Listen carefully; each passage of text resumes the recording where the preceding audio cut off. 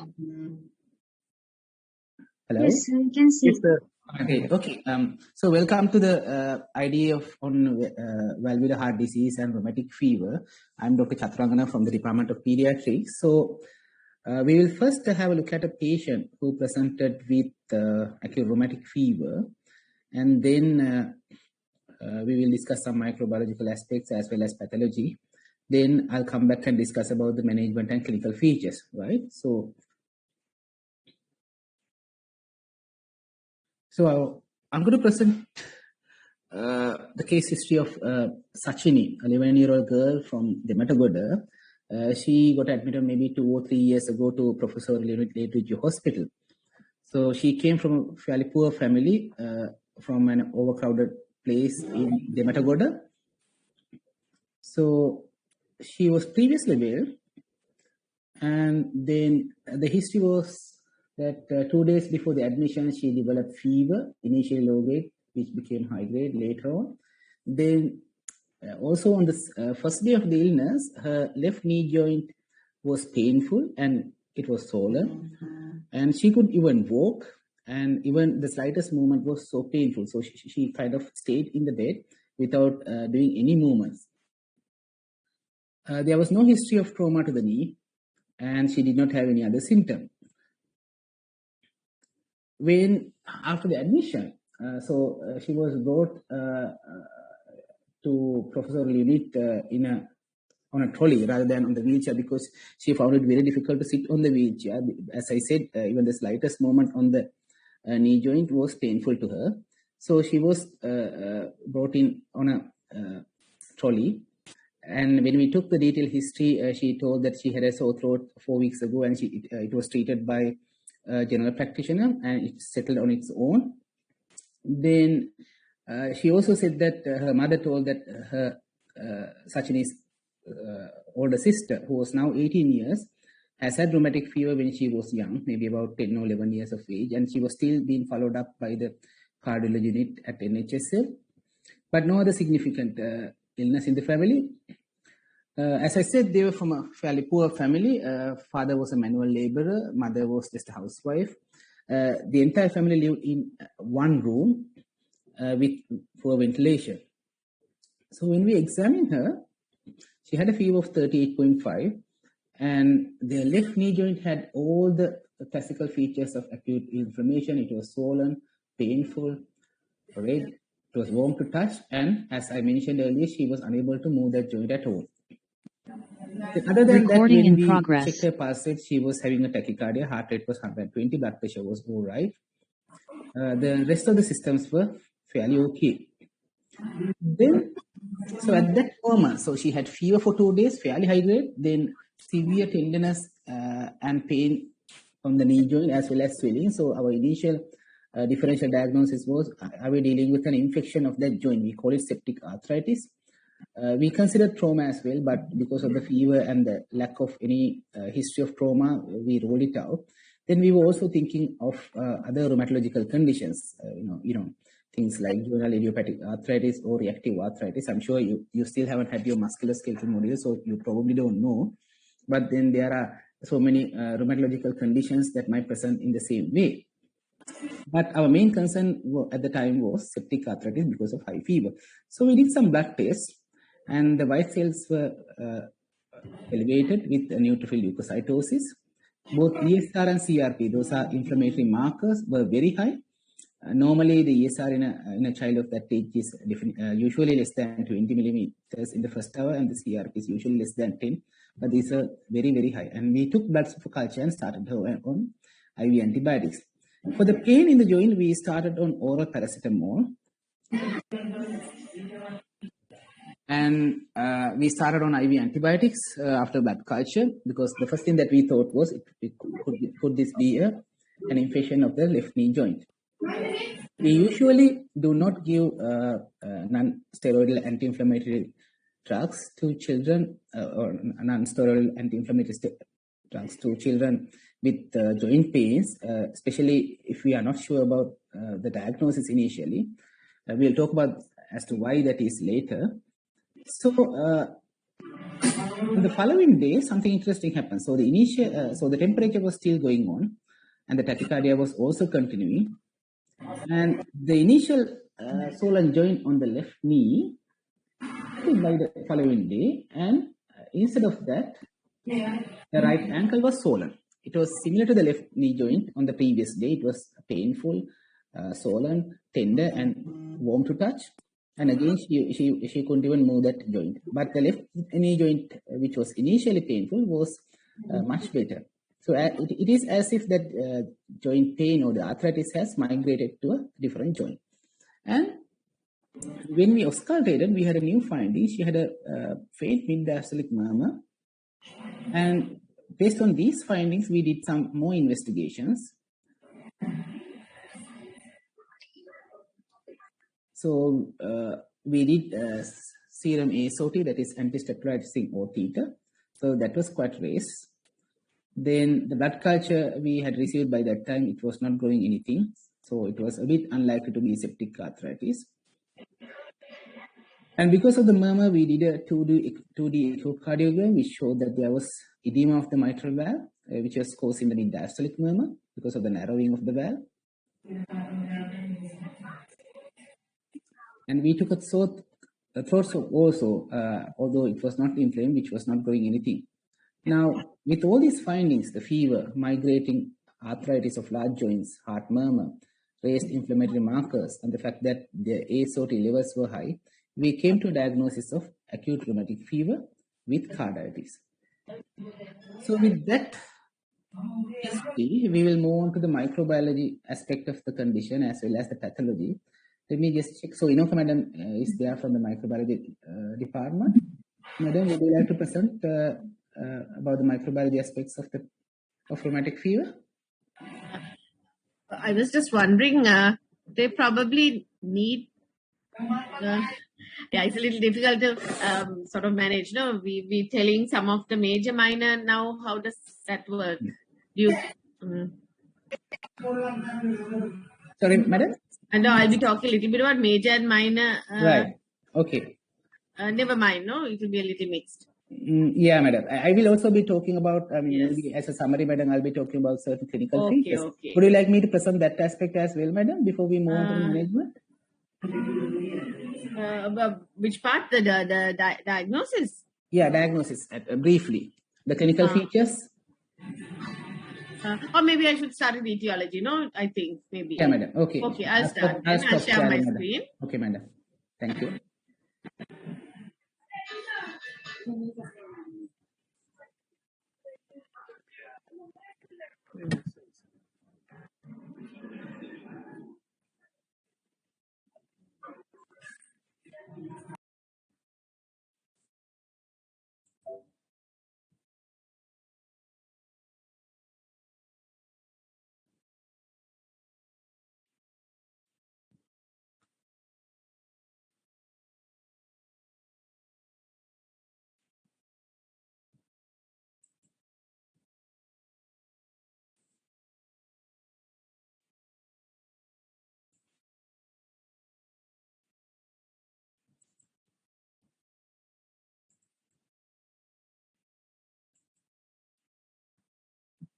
Okay, so let me continue with the microbiology aspects. Can you see my slides? Yes, madam, we can see. Okay, thank you.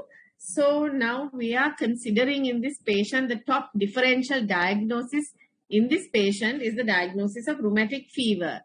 So you might wonder, or you may remember, how does microbiology and immunology come into the picture of rheumatic fever? So as we saw now, this child is having acute inflammation of the joints. We saw that with the sort of fleeting arthritis and also inflammation of the heart. What we saw was a swollen mitral valve, that is endocarditis, because the valve is part of the endocardium. But in fact, the child probably has a pancarditis with pericarditis, myocarditis, and endocarditis. So how does microbiology fit into this? I'm sure you will remember from your Foundation 1 lectures and Foundation 2 lectures that you just finished very recently, that you would have heard about acute rheumatic fever, and you are aware that all cases of rheumatic fever follow a group A streptococcal throat infection. So let's revise what we know about group A streptococcus or Streptococcus pyogenes. As you know, it's a gram-positive coccus in chains, as you can see in the picture. So that's why it's called streptococcus. And we divide streptococci into beta hemolytic, alpha hemolytic, and non-hemolytic. Can anyone tell me what is group A, what type?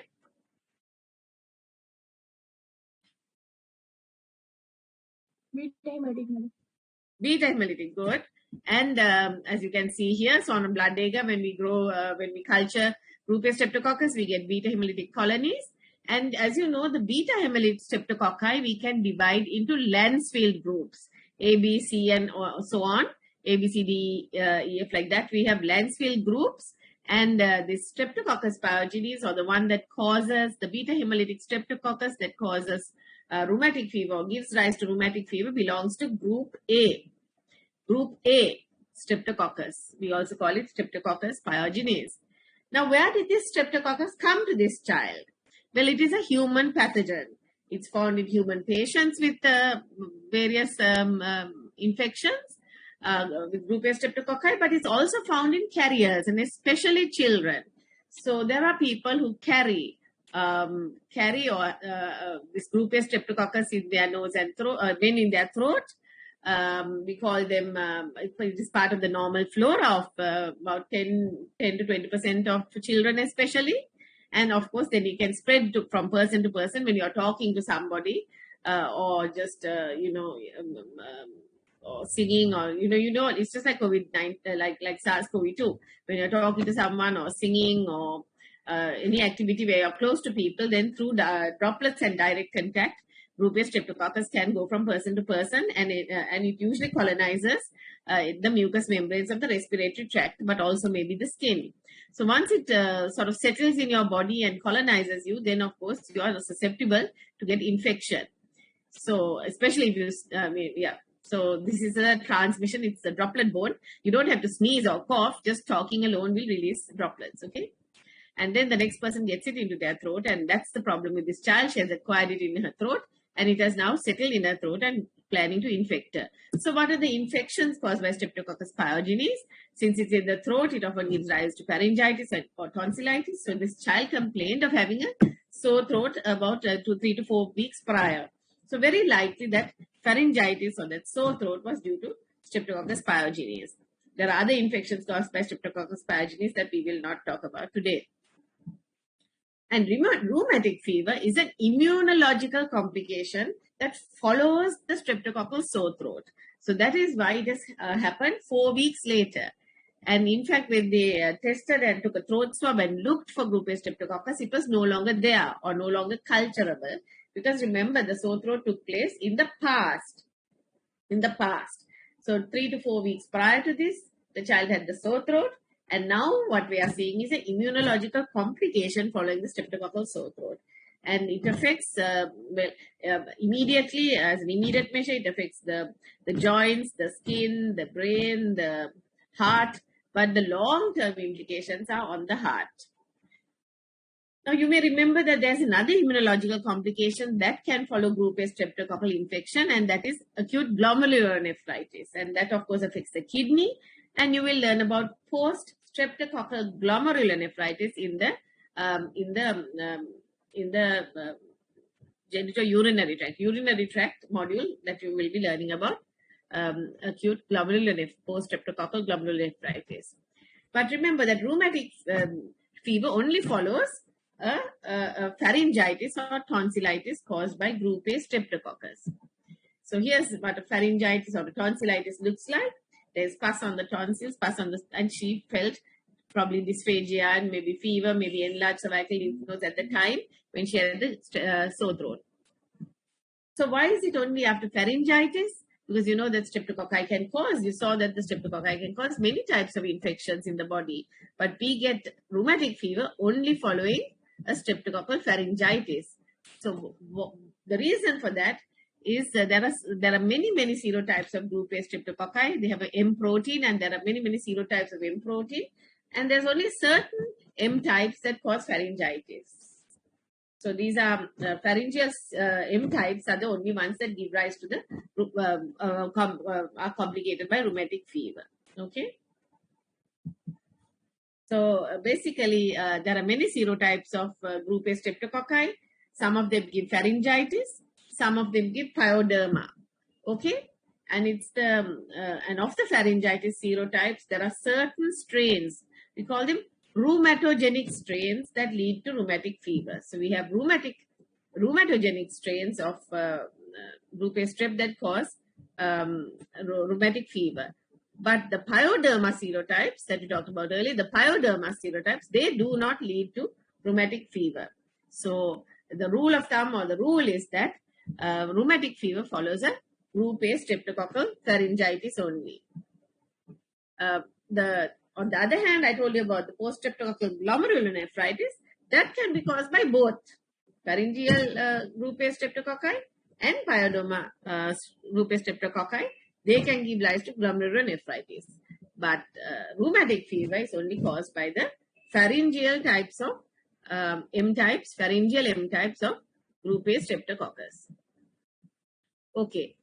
So can you get it again? Now, can you get this over and over again?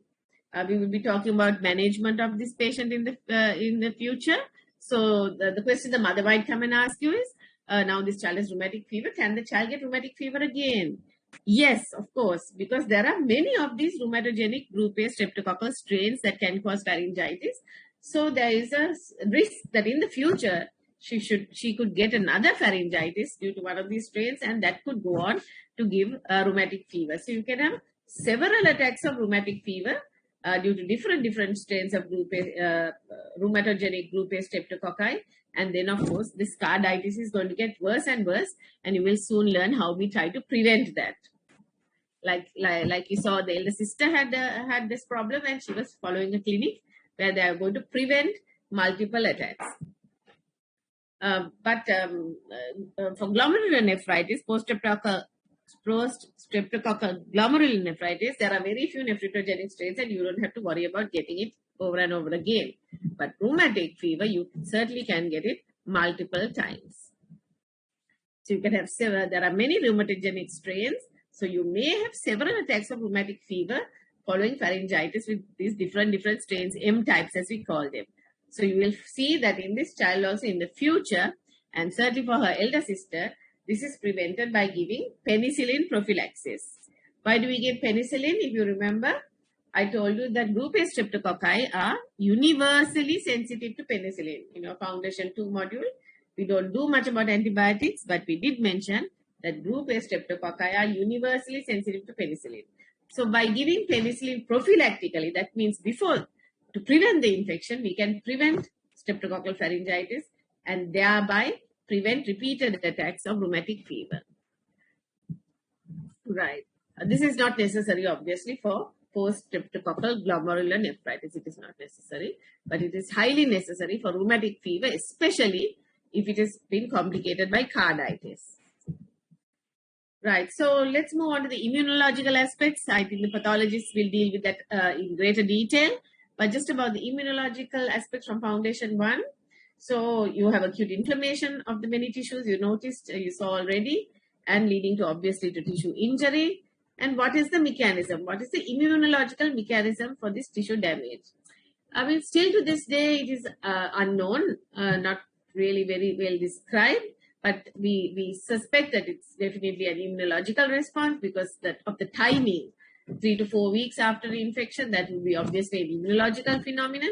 And we believe it's a type 2 hypersensitivity reaction where your immune response to the group A streptococcus is cross-reacting with certain collagenous tissues of your body.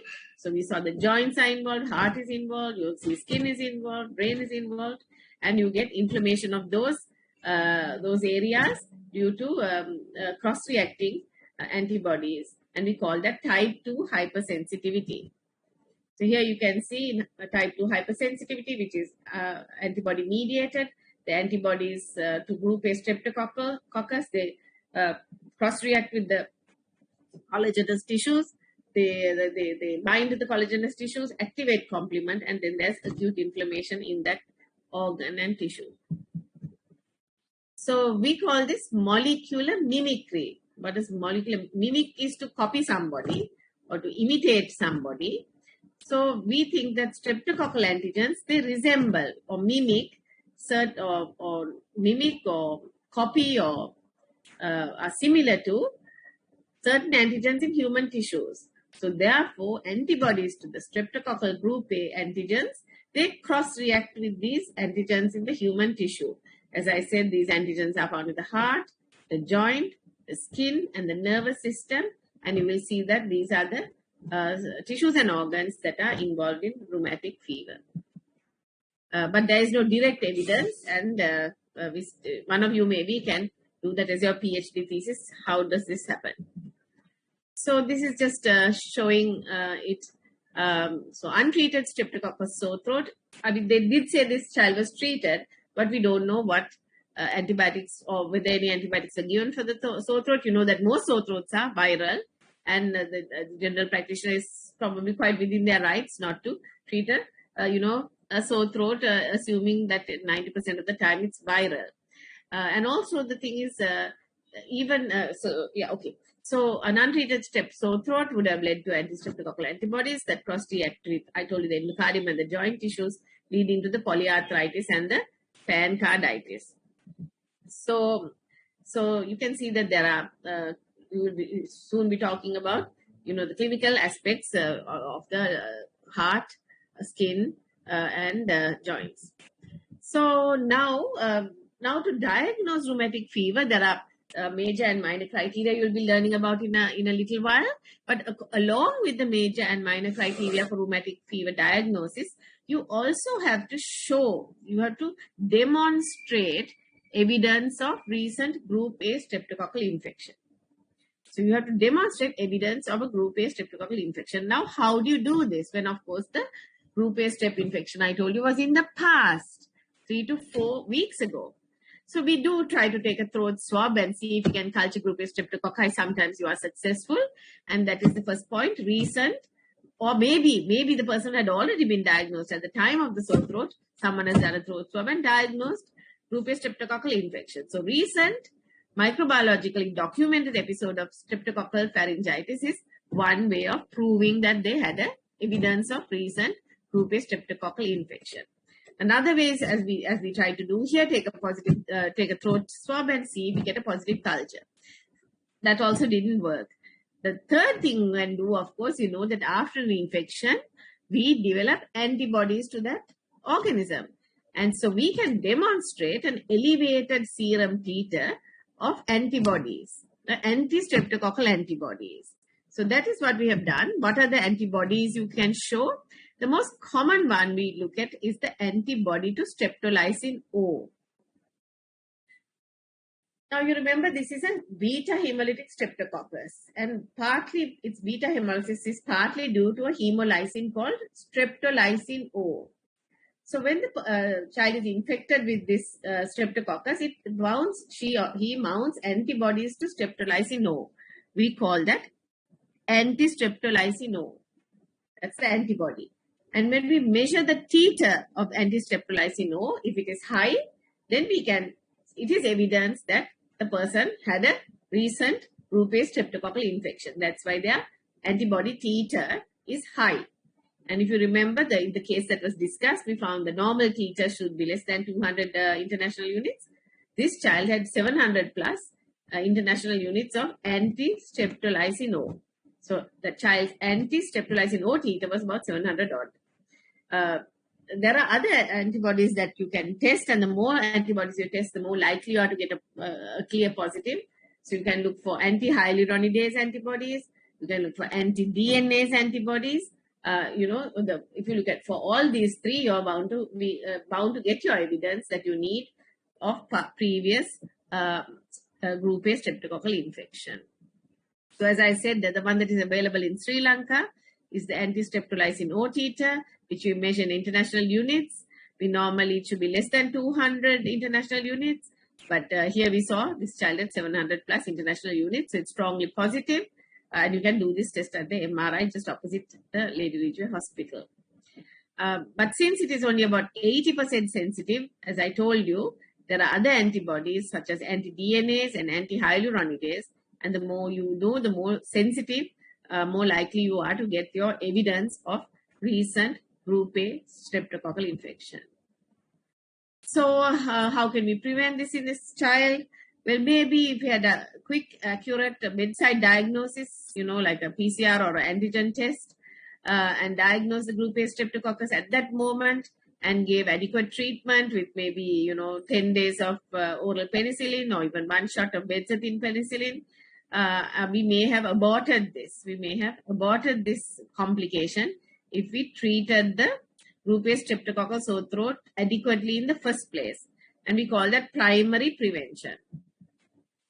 But the problem is, as a clinician, when you are examining patients and there are so many patients there, you cannot clinically differentiate between viral pharyngitis and bacterial pharyngitis. So the general practitioner who saw this child would not have been able to say whether this was viral or bacterial, and going on the probability would have thought it was viral and maybe did not treat with antibiotics. Okay, so I mean, look at this throat. What do you think?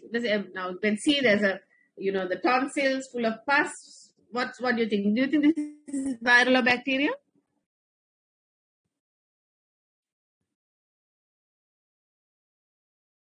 Any guesses? It is bacterial, madam. Well, that's what it looks right? But actually, I took this off the internet. This is infectious mononucleosis caused by Epstein-Barr virus. So this is just to sort of demonstrate how difficult it is to distinguish a viral pharyngitis from a bacterial pharyngitis. Certainly, bacterial pharyngitis is more likely to have pus, more likely to have fever, more likely to have cervical lymph node enlargement, but it's not absolute. And many studies have shown that clinically we cannot differentiate viral and bacterial pharyngitis. So we need microbiological confirmation by a throat culture. I mean, that means you have to take the swab, send it, you have to pay for the culture. It will come only in 1 or 2 days and you have lost your time anyway. There's also rapid antigen detection by the bedside, but I don't think it's available in Sri Lanka, and it is not as sensitive as the throat culture. So the throat culture is highly sensitive if the throat swab is taken correctly and sent to the lab quickly, but it takes some time to get your result. The rapid antigen test, which we call gas for group A streptococcal gas antigen testing, is very specific. So if it's positive, you've got your answer. But if it's negative, we are not sure because of, it has lower sensitivity. You have to then follow up with a throat swab culture. Okay. Again, none of these things are very easy to do in the Sri Lankan context because microbiology services are not available everywhere. Laboratory tests are very expensive. It takes 24 to 48 hours to get your result. Patient is not going to come back to you. So sometimes you have to think on the fly and decide, my gosh, am I going to treat this sore throat with antibiotics or not? So if you decide you are going to treat the sore throat with antibiotics, you can give 1 shot of benzathine penicillin IM, but it won't be very acceptable because it's a very painful injection. So the next thing is to go for oral penicillin, phenoxymethyl penicillin for 10 days. Remember, you need 10 whole days of phenoxymethyl penicillin given 6 hourly to eradicate group A streptococcal sore throat properly. If the person is allergic to penicillin, you can give erythromycin for the same duration. Right. So now in this child, this is too late to treat her original sore throat. So we have to now prevent further attacks of, rheumatic fever or further attacks of sore throat, pharyngitis with the rheumatogenic strains. So we have to give penicillin prophylactically. And basically, when you give the penicillin, you prevent the sore throat. And by preventing the sore throat, you prevent the rheumatic fever. And we give it, usually we give it once in 3 weeks, because I'm sure you have done your pharmacology, you know the half-life is about 28 days or something, 21 days, I'm not sure, 21 to 28 days. So you have to give it every 3 to 4 weeks. I think for people with carditis, you try to give it every 3 weeks. So I will stop there now. And if there's any microbiology questions, I think I saw somebody's hand up. Is that correct?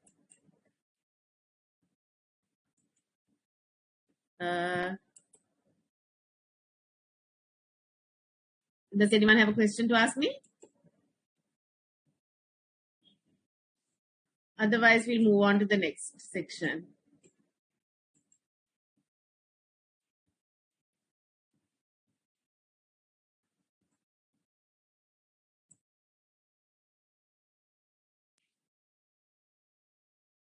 Thank you, madam. This is Harshima. Can you all hear me? Yes, madam, we can hear you. And you can see my screen? Yes, madam. Okay. So we discussed a little bit about the clinical history and microbiological aspects of this case. And now I'll move on and discuss a little bit about the pathology. So this was a 11-year-old girl. She presented with fever of 2 days and sudden onset pain and swelling of the right joint since morning. And the joint was swollen, red, warm, and tender with restricted movements. So she had features of acute inflammation affecting her joint.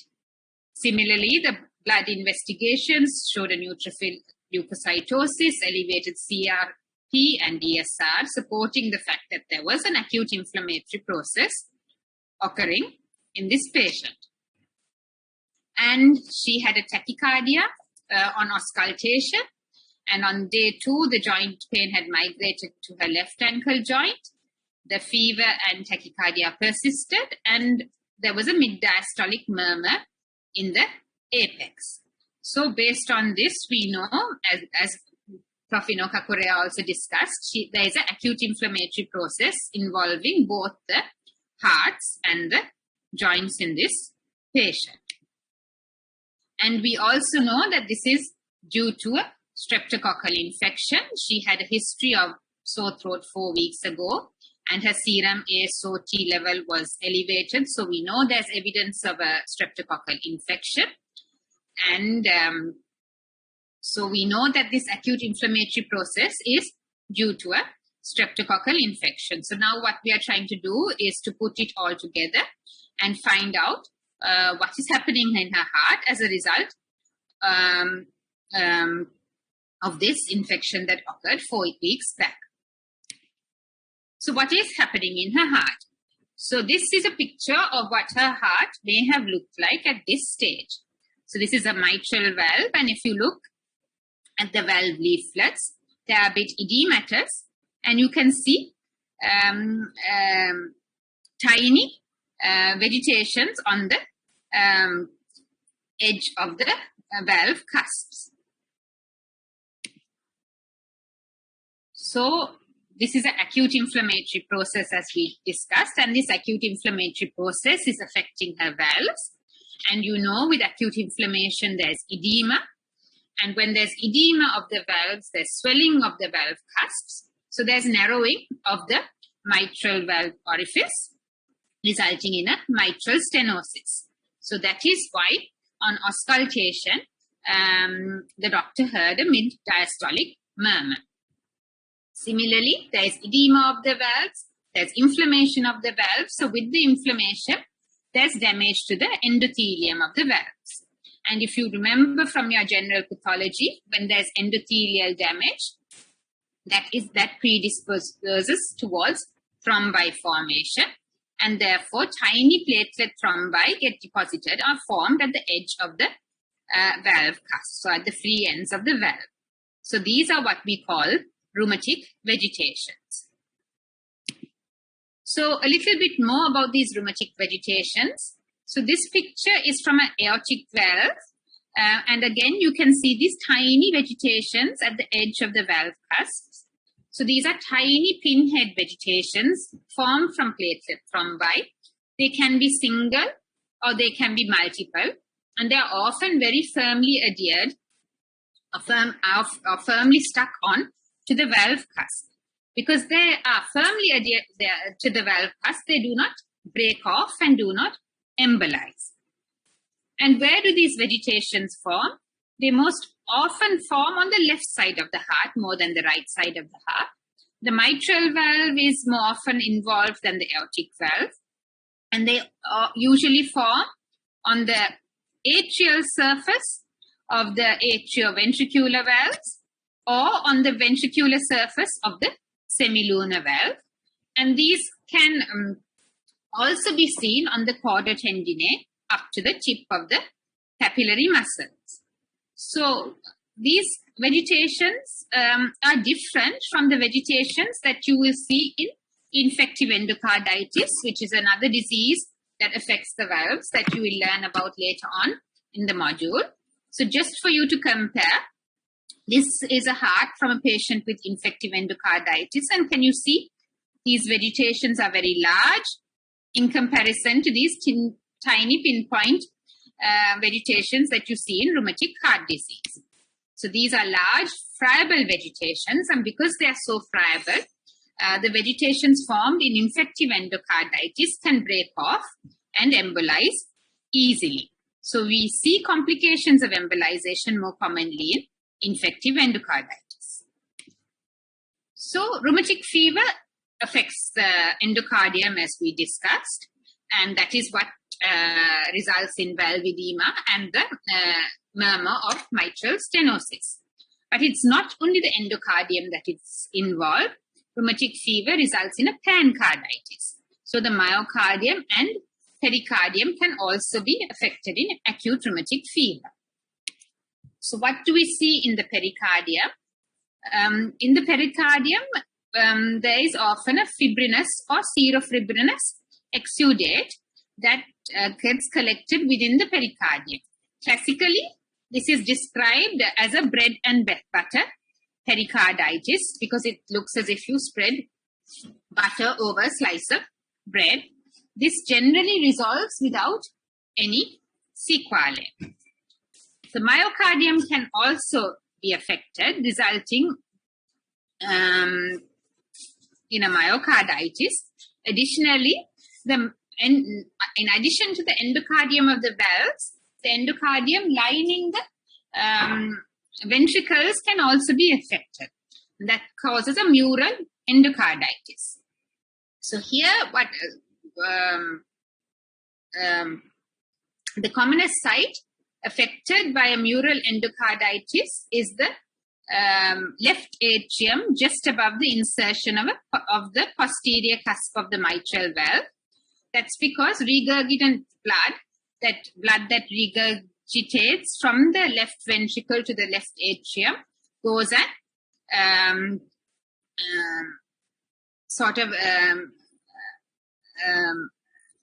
regurgitates onto the posterior wall of the left atrium, and that area gets damaged, and therefore you can get an endocarditis affecting that area, and that's called Macallan's patch or mural endocarditis. Then in the myocardium, there is inflammation, there's chronic inflammation, and histologically, what we see is the formation of Aschoff bodies within the myocardium, and what these Aschoff bodies are composed of is chronic inflammatory cells, histiocytes, and lymphocytes. So sometimes you'll get a little bit of fibrinoid material, and around this fibrinoid material, you'll get histiocytes, lymphocytes, cardiac histiocytes, and there are certain changes that occur in the myocytes. You can get anti-Schoff myocytes or caterpillar cells, and they have a particular morphological appearance. And altogether, this is called a Aschoff body, and that's the characteristic feature, histological feature of rheumatic fever. These Aschoff bodies are seen both in the myocardium and in the subendocardium. So what are the other microscopic features of endocarditis and myocarditis? So in addition to the characteristic Aschoff bodies that are seen in the connective tissue in the subendocardial region and myocardium, there's inflammatory edema and infiltration by lymphocytes. So we know her heart is involved, and in addition to the heart, the joints of also involved. So why does she have inflammation in two different sites? Prof. Inoka-Korea also discussed this, so I will just recapitulate. So she has had a throat infection due to Streptococcus A infection, and as Madam mentioned, antibodies are thought to be produced against this group A Streptococcus, and these antibodies cross-react with similar antigens in different sites in the body, such as the heart, joints, and even the skin. And this antigen-antibody reaction causes an inflammatory reaction. And it's because it takes time for these antibodies to produce that there is a delay in the occurrence of rheumatic carditis following the initial throat infection. As Madam mentioned, we're not really sure exactly how this happens, but this is what is thought to be the mechanism. And it is also thought that CD4 positive T lymphocytes may also play a role in the inflammatory process. So this is just a timeline to show the changes that occur in the clinical features and some of the investigation tests that would be done in a patient as they progress from a streptococcal sore throat to rheumatic fever. So at point 0, you have a patient with a streptococcal sore throat. If throat culture is done at that point, it may be positive, and the patient will have fever and features of acute inflammation. Then the symptoms will resolve, and the patient will mount antibodies towards the group A streptococcus. And then 3 to 4 weeks later, if these antibodies cross-react with antigens in the joints and heart, then they can develop rheumatic fever. At that point, if the ASOT is tested, it will be elevated. The throat swab will be negative, but the patient will have symptoms and clinical features of acute inflammation. There will be a fever. WBC, ESR, and CRP will be elevated as seen in this patient. So that's this current situation and the pathological changes occurring in the acute situation. But as Madam mentioned earlier, this can recur. And part of our management is to prevent this from recurring. And this, if you remember in the history, this little girl had a sister who had also had rheumatic fever. So it sort of indicates that there may be a genetic predisposition for patients to develop rheumatic fever following a streptococcal pharyngitis. Also, if you remember in the social history, Dr. Chaturanga mentioned that they lived in a one-room house with poor ventilation. So that environment may make her more susceptible to recurrent episodes of rheumatic fever. So both of these factors may make her place at increased risk of developing a second episode of rheumatic fever. So what is the problem if this patient develops repeated attacks of rheumatic fever? The problem is with repeated attacks of acute inflammation in the heart valve following repeated immune injury to the heart, a chronic inflammatory process develops in the heart, and this results in fibrosis and distortion of the valve cusps. So initially the changes in the valve were not very prominent. There was a little bit of edema and small platelet thrombi. But with recurrent attacks of rheumatic fever, the fibrosis can set in, the valve cups can be distorted, and the damage can be permanent. So this acutely inflamed heart can become chronically damaged. So this is a mitral valve from a patient with chronic rheumatic fever. So here the valve cusps are thickened and fibrosed, and you can see the chorda tendinae also thickened, and they are fused. And these valves become very narrow. So there is, in chronic rheumatic valvular disease, there is thickening and irregularity of the valve cusps with shortening of the chorda tendineae and narrowing of the orifice. So here you can see very markedly thickened valve cusps and a narrow orifice. And again here to show you the thickening of the valves and the fusion of the chorda tendineae, and there's shortening also of the chorda tendineae here. And sometimes the thickening of the valve cusps can be so prominent and that resulting in a marked narrowing of the mitral valve, and this is called a fish mouth or buttonhole stenosis. You can see how narrow the mitral valve orifice has become.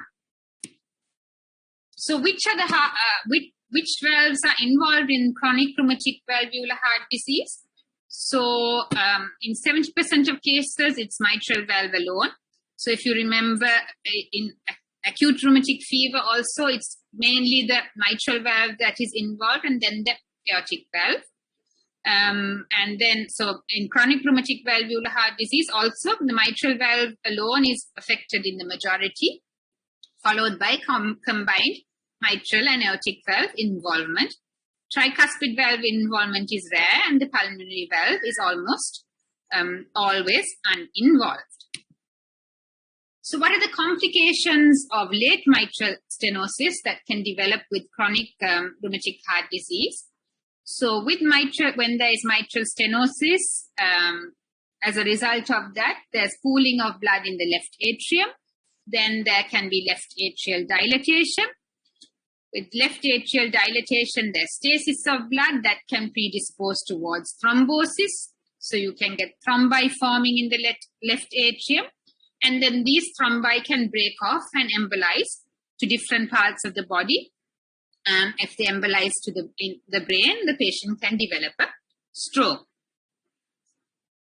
Similarly, blood can get pooled in the lung. You can get congestive changes in the lung. This can lead to pulmonary vascular and parenchymal changes.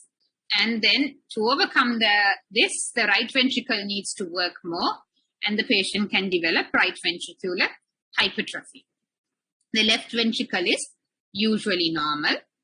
And another complication that you will learn about later on in the module is infective endocarditis, because in mitral stenosis, the valve is damaged, and that in itself predisposes towards infective endocarditis. So now I think Sachit will discuss the pharmacological management of this patient. If you all have any questions, I'll be happy to answer them. Dr. Harshina, I think I will discuss the clinical features and even outline about the management before we move on to the pharmacology. Okay, right. Thanks.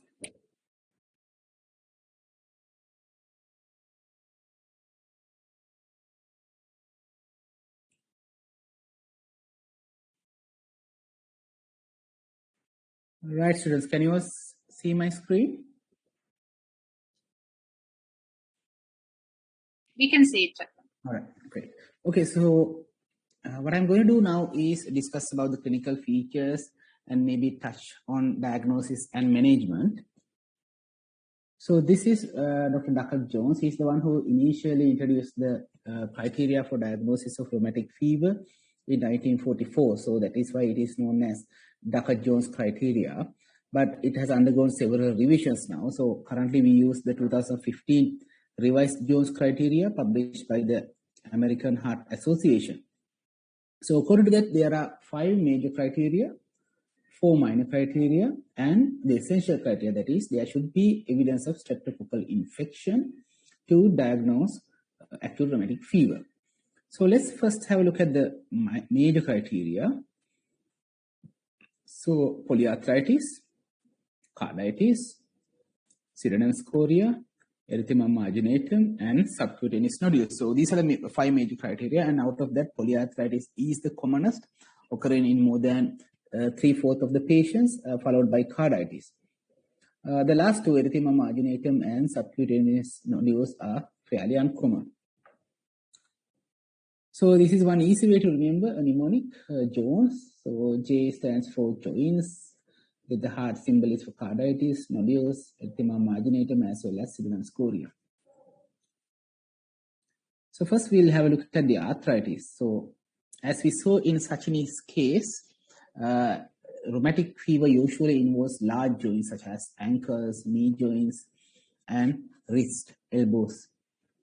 And the characteristic pattern is you get what is known as flicking and fleeting type of arthritis, where one joint is inflamed for 1 to 3 days, and with the resolution of that joint, then the arthritis moves over to another joint. Usually, the small joints such as the joints of the fingers and foot are not involved, as well as the spine. Then you usually get the classic features of acute inflammation like swelling, warmth, tenderness, redness. And these joints are very, very painful, so much so that the patient will not move, and even the touch of the patient's own clothes can cause severe pain. But the good thing about arthritis is it resolves completely, and there is no long-term complications with regard to the arthritis or the joints. So that is why sometimes people say that rheumatic fever licks the joints and bites the heart, where the joints, although the pain is quite severe, will not have any long-term problems, but whereas the heart may not be even symptomatic initially, but can have devastating complications with time. And the most important thing is this arthritis responds to aspirin quite dramatically. So if you give 1 dose of aspirin or similar NSAID, the joint will completely come back to normal. That is why in children, because of this, they are at risk of rheumatic fever, we do not prescribe non-steroidal anti-inflammatory drugs to patients when we don't know why the arthritis is there.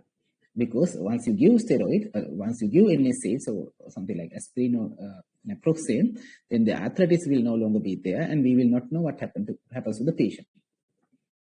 Right. So if you look at the carditis, I think Dr. Harshma did mention it. We get what we call pancarditis there. As you know, the heart has 3 layers. So endocardium, myocardium, and pericardium. So all these layers can be involved, and the carditis usually occurs from inside to outward. So first thing to get is the endocarditis, then the myocarditis, followed by the pericarditis. So if a patient has myocarditis alone, without the involvement of the endocardium or the pericardium, that is very unlikely to be due to rheumatic fever, because in rheumatic fever, if you have myocarditis or pericarditis, you have to have endocarditis before that.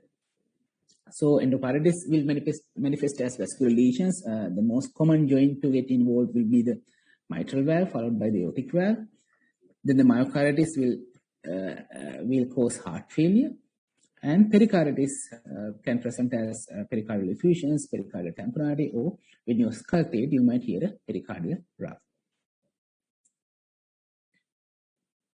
Now, for vascular lesions, that is, as an evidence of endocarditis, before the 2015 revision of the Duckett-Jones criteria, most of the textbooks mention that there should be a clinically audible murmur, right? Either new murmur or an old murmur which has changed in character. But with the advance of echocardiography, now, even if you can't hear a murmur, or even if you can't appreciate any abnormal heart sounds, but the echo shows changes in the valves compatible with rheumatic fever, then it is considered as an evidence of carditis. So this is something that happened in the 2015 revision. So erythema marginatum, as I mentioned, it is very, very rare to see this. Only 1 in 100 patients with acute rheumatic fever will have this. So it looks like, almost looks like urticaria. So these are rather, short-lasting rashes. So will not be there for a long time.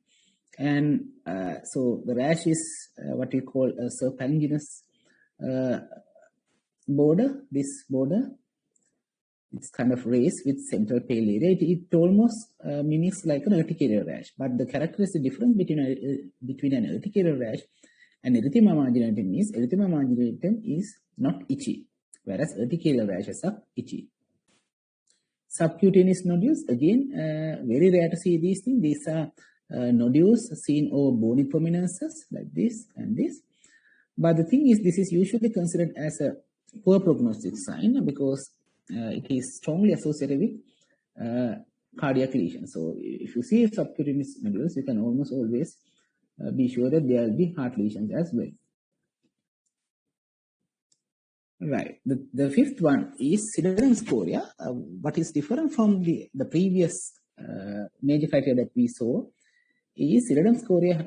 Siderum scoria usually happens after several months of the initial sore throat. So the previous major criteria usually happens between 3 to 4 weeks after the initial sore throat, but Siderum scoria can take almost as long as 6 months to appear. So by the time you see Siderum scoria, usually the rest of the clinical criteria and the laboratory parameters may not be there.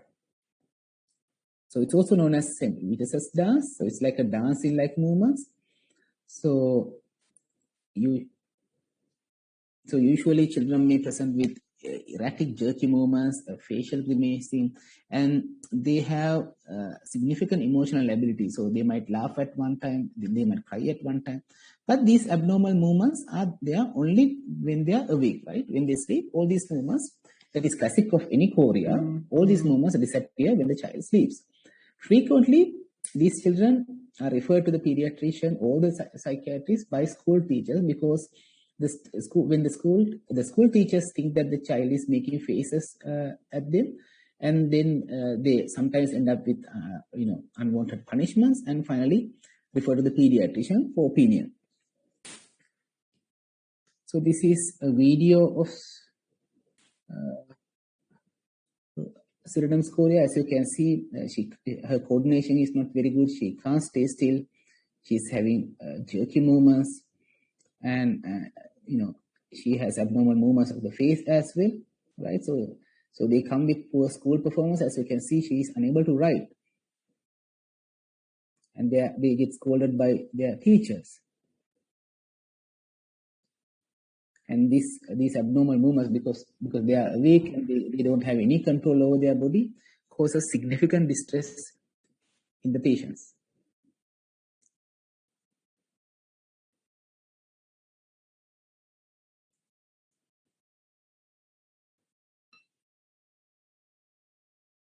All right. So now let's have a look at the minor criteria. There are 4 minor criteria. So you have arthralgia, that is, you don't have arthritis as such, in the sense there is no swelling, warmth, redness, or extreme tenderness, but you only have the joint pain, right? So arthralgia. But the thing that you need to understand is if the patient has already got arthritis as a major criteria, then you can't use arthralgia as a minor criteria, right? The second thing would be fever. Third thing would be raised inflammatory markers such as raised CRP or ESR. And finally, if you do an ECG, you get what is known as prolonged PR interval or type 1 heart block. Again, something about the fourth criteria, that is, if you have prolonged PR interval, that is suggestive of, pancreatitis or carditis. But if the patient already has a, abnormal heart sound or rather abnormal heart murmur or echocardiographic evidence of carditis, and we have already taken it as a major criteria, then you can't take this prolonged PR interval as a minor criteria, right? So this is an ECG of a patient with rheumatic fever. As you can see, so I have marked it here. So this is the P wave and the QRS complex. Usually the gap between the P waves and the QRS complex is between 2 to 5 small squares. So these small squares, so 5 squares is the maximum, but this patient has more than that. So this is the classic prolonged PR interval, right?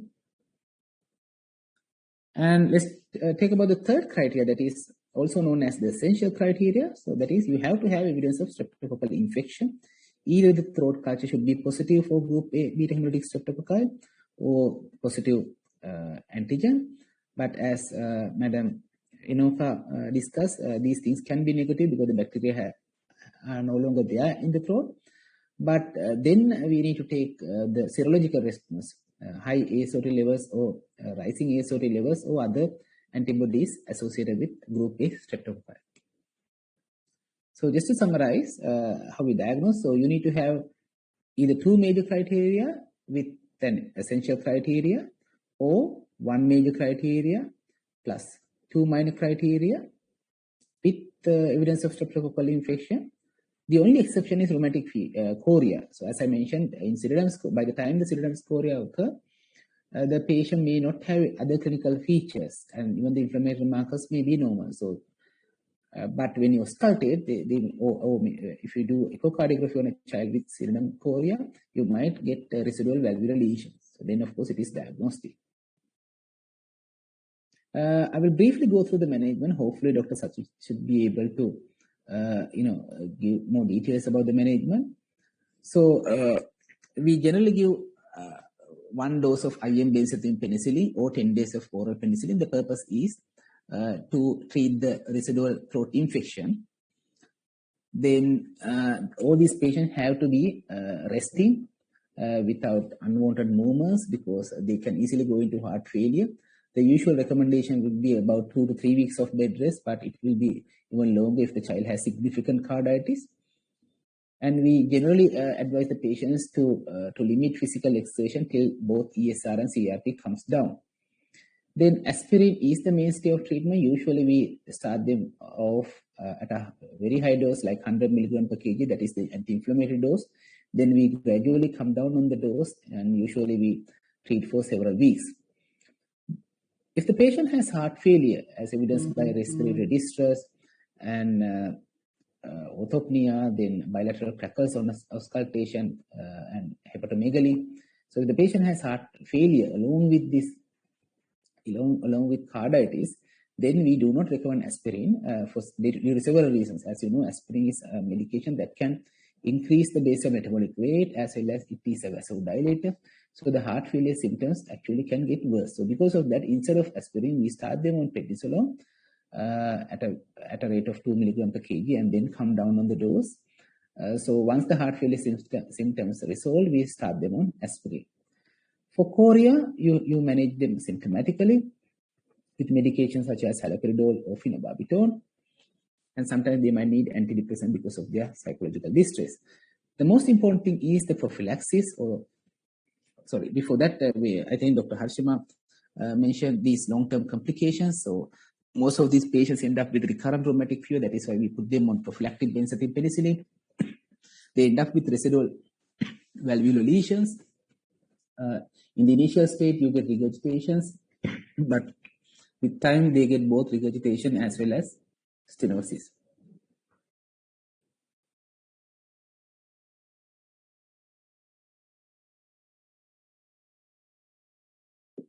Sorry. So about prevention, this is secondary prevention. So primary prevention is you treating the streptococcal infection at the onset. So that is when you have sore throat, if you treat them adequately, then of course you can prevent rheumatic fever from occurring. Secondary prevention is you give benzathine penicillin long term. So the guidelines change frequently according to the latest guidelines. If you have carditis, you need to give IM benzathine penicillin every 3rd week, so every 21 days. And you need to give either 10 days or at least the patient is 21 years, usually whatever that is longer, right?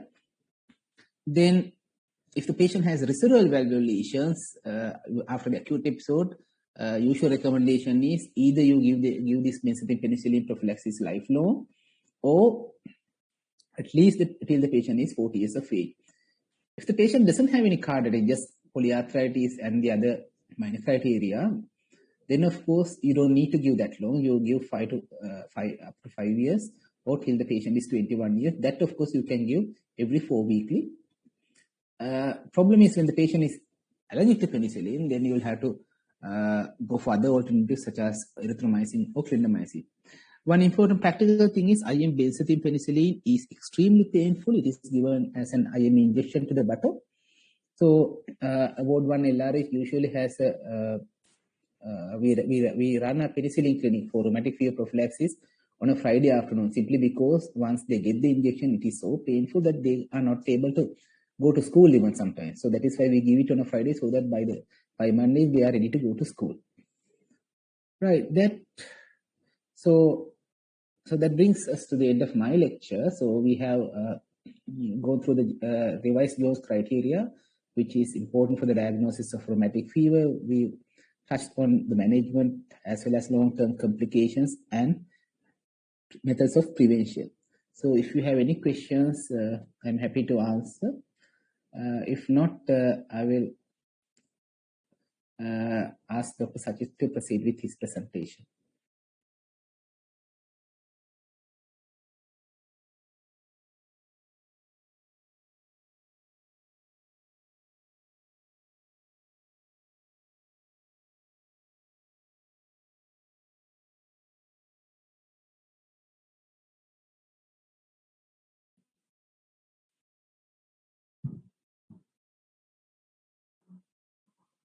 Okay, good afternoon. So if you all don't have any questions from Dr. Chaturangana, I think I can continue.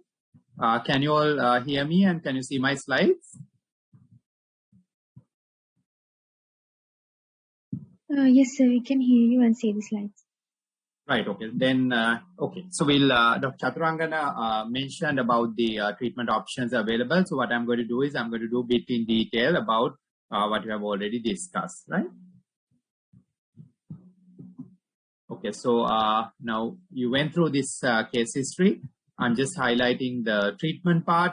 So this patient, the 11-year-old girl, she was treated initially with cefotaxime. So initially the diagnosis was not clear. So it was mentioned it's not always easy to diagnose these patients straight away when they're coming for the initial presentation. So sometimes they may be treated as sepsis. So this patient was treated with IV cefotaxime. And then later diagnosed to have acute rheumatic fever with the modified Duckett-Jones criteria. And then she developed carditis. So she was treated with aspirin, which was later tapered off. And then the important part for the secondary prophylaxis, she was started on intramuscular benzathine penicillin, 1.2 million units every 3 weeks. Right. So this was this child's management. So we'll, based on that, we'll discuss broadly about management of acute rheumatic fever. So we have 4 important goals in the management. First is eradication of the group A, beta hemolytic streptococcus. So you do that with the use of antibiotics. Then the symptom relief of acute disease manifestations, and also to suppress the inflammation, that you use anti-inflammatory agents. Then you need supportive management, and if there are complications, you need to manage those things. Finally, you have to prevent the recurrent attacks, again with the use of antibiotics. So these are the 4 main goals which we are going to achieve in terms of treatment. So first one, eradication of group A beta hemolytic streptococci. So this we call as primary prophylaxis. So that is, you treat the streptococcal pharyngitis. That if you do that, if you effectively treat, that dramatically reduces the risk of acute rheumatic fever. And whenever the group A streptococcal pharyngitis is confirmed, you need to treat these patients.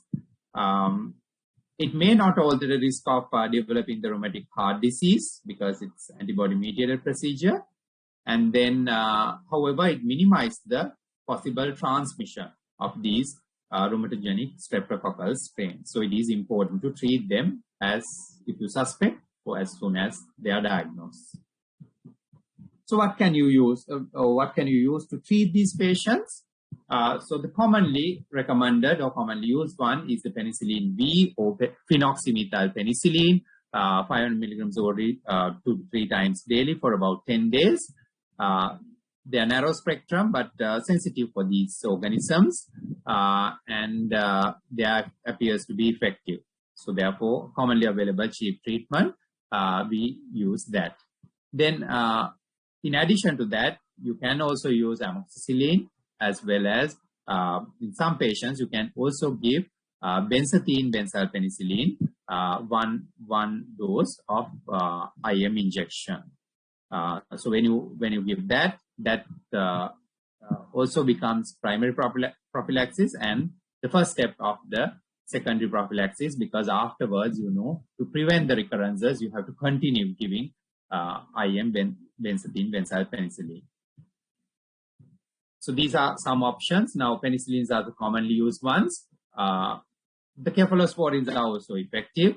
So you can use first generation cephalosporins like cefalexin. Second generations could also be used. Rarely third generations could also be used. They are all effective, but then when they're responsive to penicillins, that's the first line we use, right? We don't use expensive, the high-end antibiotics unless there is an indication, but they are effective. If penicillins are working, cephalosporins will work against these group A beta hemolytic streptococci. So these are more broader spectrum, but you don't need that property because you know that the organism which causes rheumatic fever. So penicillins will be effective. I'm just highlighting the other option. Now, sometimes patients can come with penicillin allergy. Then also, you know, there's a very small chance of cross-reaction between cephalosporins as well. In a confirmed situation of penicillin allergy, probably you have to look for alternate agents, and those are macrolide antibiotics. So we can use erythromycin, clarithromycin, and azithromycin. And these clarithromycin and azithromycin, you know, they have advantage because they can be given less frequently due to the prolonged half-life. Erythromycin also definitely can be used, but then it has to be given more frequently. Whereas clarithromycin you give twice daily, azithromycin you give once daily. So they have that advantage. It's easy to administer, and you have to be mindful when you use clarithromycin and azithromycin. There are certain side effects like prolongation of the QT intervals with azithromycin and clarithromycin. They have some gastrointestinal side effects, not so much like the erythromycin, but still they can have, and then they can cause some drug interactions due to inhibition of the cytochrome enzymes. But if they are allergic to penicillin, probably this would be the choice of antibiotics: erythromycin, clarithromycin, or azithromycin. So probably clarithromycin would be more suitable option because less frequent dosing, or even azithromycin. Now, very rare situations, you can also use clindamycin, but don't remember these things as the first line. First line is penicillin, right? And these are like way down in the list, but I'm just giving you the possible or other treatment options which are alternatives. So clindamycin can also be used, but it's not a first line agent, right? We go with penicillin. If they're allergic, we use macrolides. Cephalosporin can also be used. Then if all those things cannot be used for some reason, then probably clindamycin could also be used. So this is for the primary prophylaxis or treatment of the eradication of group A beta hemolytic streptococci.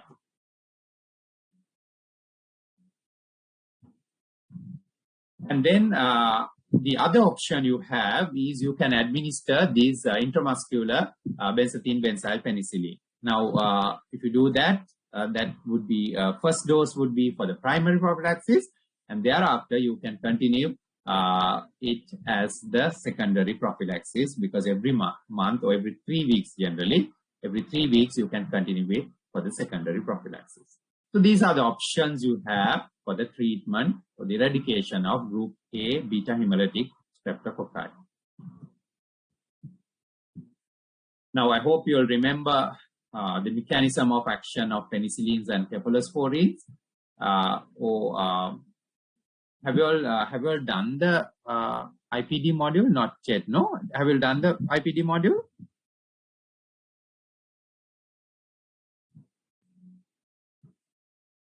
Or probably we have covered the penicillin mechanism. Can I just double check it?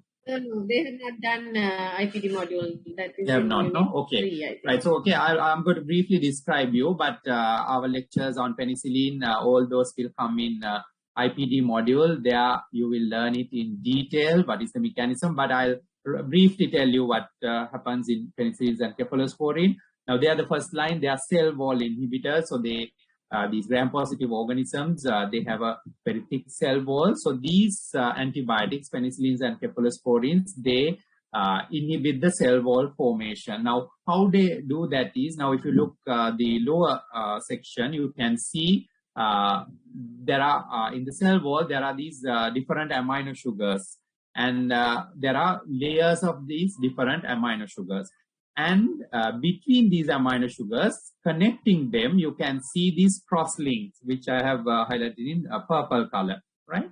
So if you have this cross-link only, the cell wall will be strengthened. So there are multiple layers. I have just shown you 2 layers, but there are multiple layers like this in the bacterial cell wall. And the different layers are connected to each other by these cross-links, which are shown in the purple color. Now, these cross-links are made, they are from amino acids. So this cross-linking is made possible by a enzyme called transpeptidase. And that is the enzyme where the drugs like penicillin and cephalosporins go and bind to and inhibit. So this transpeptidase enzyme is inhibited by penicillins and cephalosporin. And because these penicillins bind to this transpeptidase enzyme, we also call that penicillin binding protein, or PBP as well. So penicillins and cephalosporins goes and inhibit this transpeptidase enzyme, and then the enzyme cannot do the cross-linking, and without the cross-linking, cell wall will be weak. When the cell wall is weak and if it doesn't produce in the proper way, there will be osmosis coming because of the high concentration inside, and the lysosomal enzymes will be activated and cell ruptures will occur. And that is how penicillins and cephalosporins act. Now, these you will learn in detail when we cover penicillin lectures in your IPD module. For this time, you can remember about this action, about cell wall inhibition is the main mode of action for penicillins and cephalosporins. And then I told you if they are allergic to the penicillins, then the options would be macrolides. Macrolides act on a completely different way. They are not acting on cell walls. Actually, they go and inhibit the bacterial protein synthesis. Now, you'll have studied about protein synthesis in your physiology and all. Here, they go and target the 50S ribosomal RNA and inhibit the translocation of the mRNA, and thereby inhibit the bacterial cells. So macrolides, chloramphenicol, tetracycline, they all belong to this group. And this is the mechanism of action of macrolides. So this again, you'll learn in detail when we cover macrolides in the IPD module. Right, so that is about primary prophylaxis. Then we are talking about second aim is suppression of inflammation. So for that, we use anti-inflammatory agents.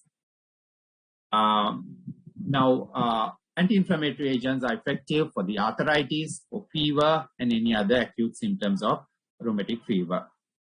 Now, aspirin is the commonly used one because we have a lot of experience, and it has been the traditional agents which have been used as the anti-inflammatory agent in acute rheumatic fever. Now, it is very effective in reducing almost all manifestations of rheumatic heart disease, inflammatory manifestations of rheumatic disease, except for chorea. Except for chorea, all the other inflammatory manifestations, aspirin will suppress. Now, it will also prevent new joint involvement if you give in arthritis patients, and the response is usually very dramatic. Now, so that if you give aspirin, and if you don't see a very rapid improvement within 24 to 36 hours of therapy, then actually you have to question the diagnosis of rheumatic fever. So that means they are very effective in controlling these manifestations, inflammatory manifestations. So if you don't respond by that time, you have to think whether it could be a different cause. Why it is first line is because of this extensive clinical experience we have. As Dr. Chaturanga mentioned, we use high doses. Now, antiplatelet effect you get with low dose, but here you need anti-inflammatory effect. For that, you need to give high doses, about 80 to 100 milligrams per kilogram per day in a child. And duration of aspirin is about 1 to 2 weeks. but sometimes you need to give longer courses, like about 6 to 12 weeks courses are also needed. You will base that on your resolution of the symptoms as well as improvement of the markers like CRP, ESR, etc. And then you can decide the duration of therapy. Now, although the aspirin is the traditional agent, there are many other new NSAIDs available like naproxen, ibuprofen. Now, those have also been tried in small studies, and they also show equal efficacy and maybe a little bit of extra safety in terms of newer NSAIDs. So some centers probably use the newer ones rather than aspirin, but in Sri Lanka probably we are using much with the aspirin because of the clinical experience. But other ones like ibuprofen and naproxen could also be used. Now, anti-inflammatory agents, how do they act? Like aspirin and non-steroidal anti-inflammatory drugs. I'm sure you're familiar with this arachidonic acid pathway from phospholipids. They are turned into arachidonic acid by phospholipase A2. And that is the enzyme which is inhibited by steroids. So steroids inhibit inflammation from the top, from the beginning.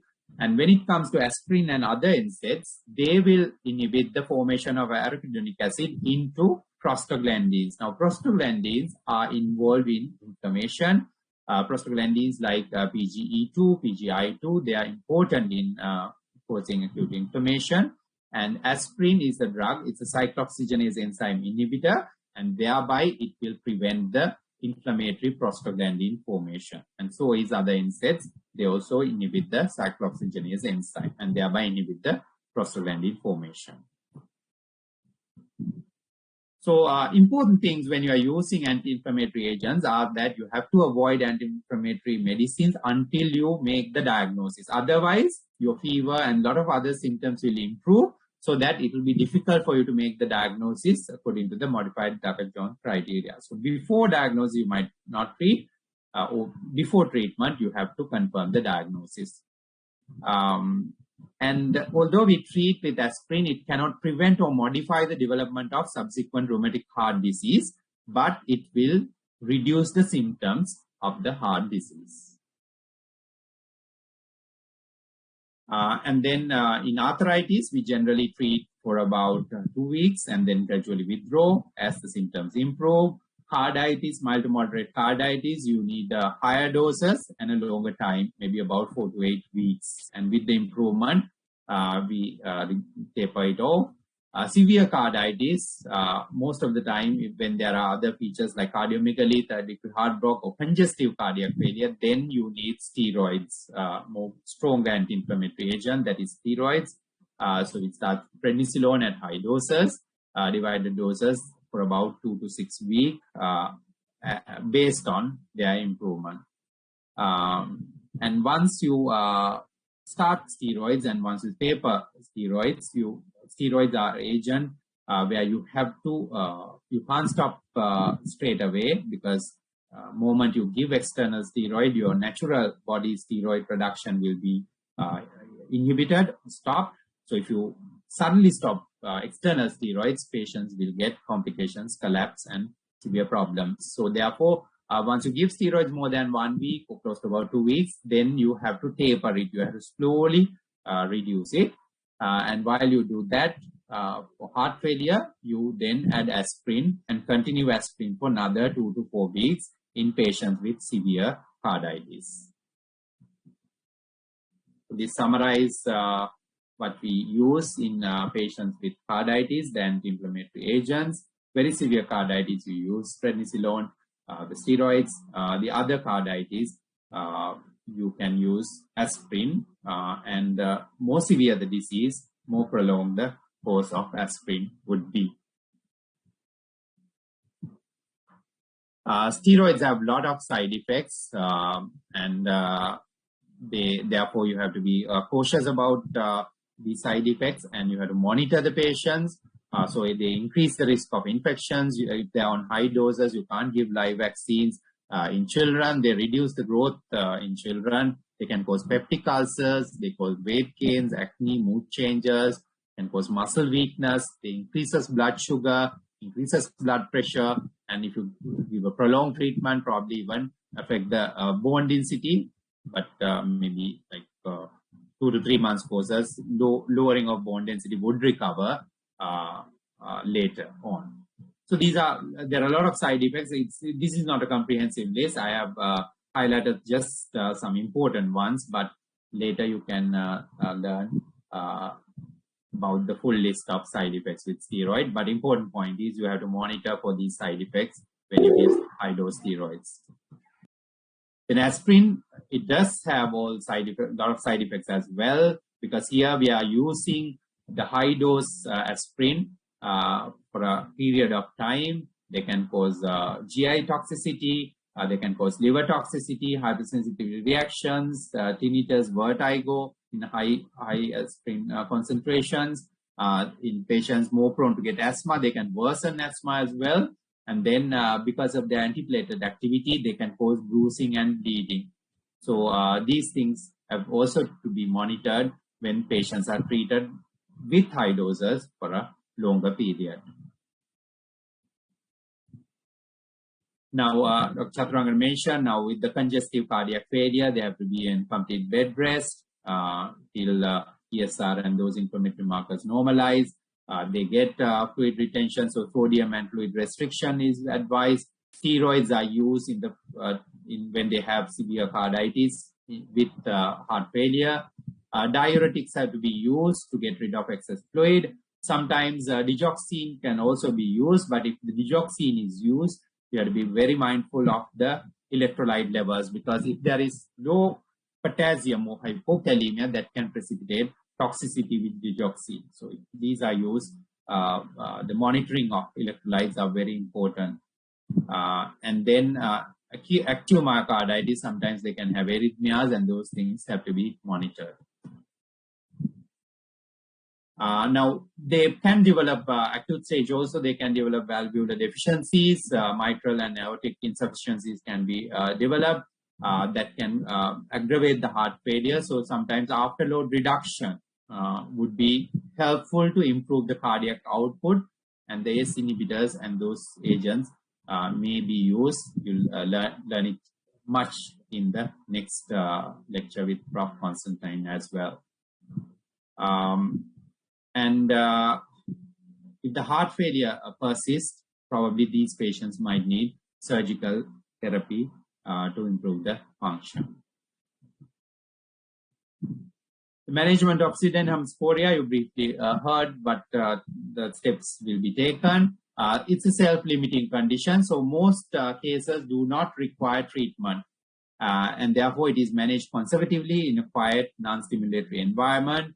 They need to reduce the physical and emotional stress of these patients, but sometimes pharmacological agents may need to be used. So things which are shown to be effective are phenobarbital, haloperidol, valproic acid, promethazine, diazepam, steroids, and very rare situations, very severe chorea, plasma exchange or IV immunoglobulins have also shown to be effective. But most patients will not need these things. They will be managed conservatively, one or two of these oral agents. And then sometimes rash will be there. It doesn't cause much problems. If there is pruritus associated, then you can use some antihistamine to alleviate the symptoms. And then after that, most important thing is the secondary prevention. Now, if they get second recurrent infection, problem is if they had carditis, that can cause further damage to the valves.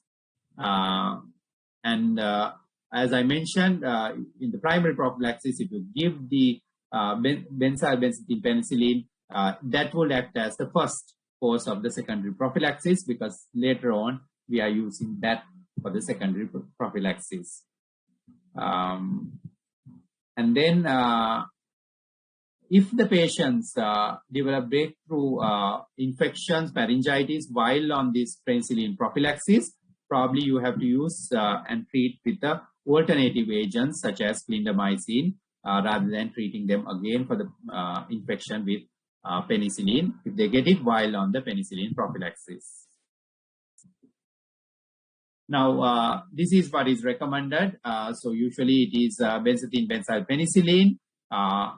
You can use it every 21 days. So general guideline is use it 21 days. Rare situations, sometimes up to 28 days it will be used. But in high risk situation, mostly we use it every 21 days, that every 3 weeks.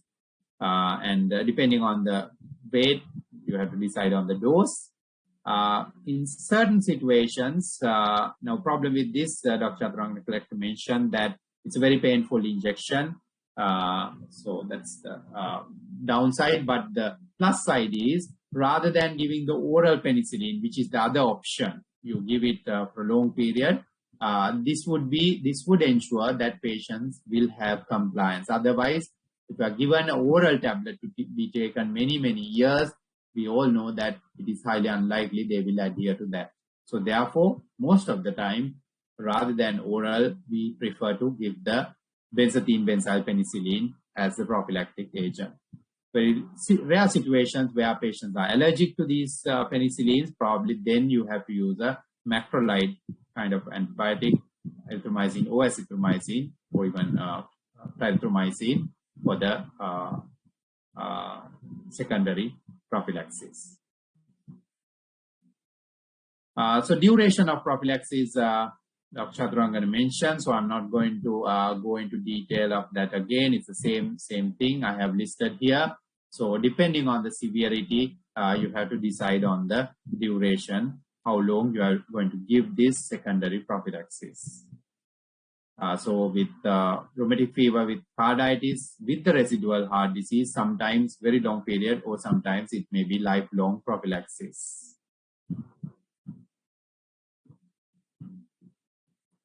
Right. And then the issue of this bacterial endocarditis prophylaxis, I'm sure Professor Constantine will elaborate more on this, and you will have a lecture on the endocarditis, so you'll learn about it. Now, earlier, it was told that rheumatic fever, if you had rheumatic heart disease, there is an indication of to get endocarditis prophylaxis before invasive procedures like dental surgeries, etc. But generally now in current guidelines, they do not recommend rheumatic heart disease as an indication for bacterial endocarditis prophylaxis. But other things to maintain optimal oral health, those hygiene measures are important. Right.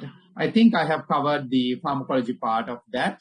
So if you have any questions, I'm happy to answer. If not, then we can move to the last part of the lecture, medicine lecture.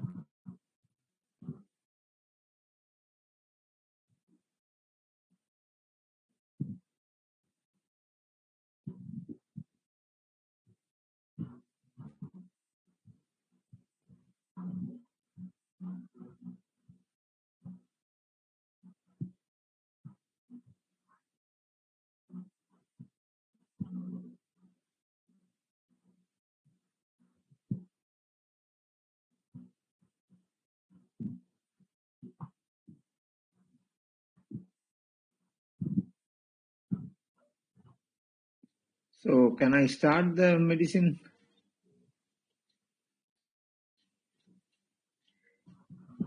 Yes, you can start. Yeah, I'll start then, because I have a set of slides, but the problem is this computer doesn't allow me to share it properly. So I will start. Yeah. Okay. This heart involvement in rheumatic carditis is one of the most important things, because it gives rise to long-term problems and long-term severe problems. And as you all know, rheumatic heart disease and the rheumatic valvular disease is one of the commonest cause of morbidity and mortality due to heart diseases in the young group of patients in our country. So what we will do in the next 30 minutes is to see how the effects of these valvular lesions are going to create hemodynamic problems within the heart and how it can be treated. So basically the heart involvement, which can be manifested in all involvement of all three layers of the heart, but the involvement of valves are the ones which will cause a permanent damage. So if you consider rheumatic fever as a process of disease, actually even if you give prophylaxis for rheumatic fever who have had carditis and valvular involvement, it doesn't mean that the valve damage is going to stop.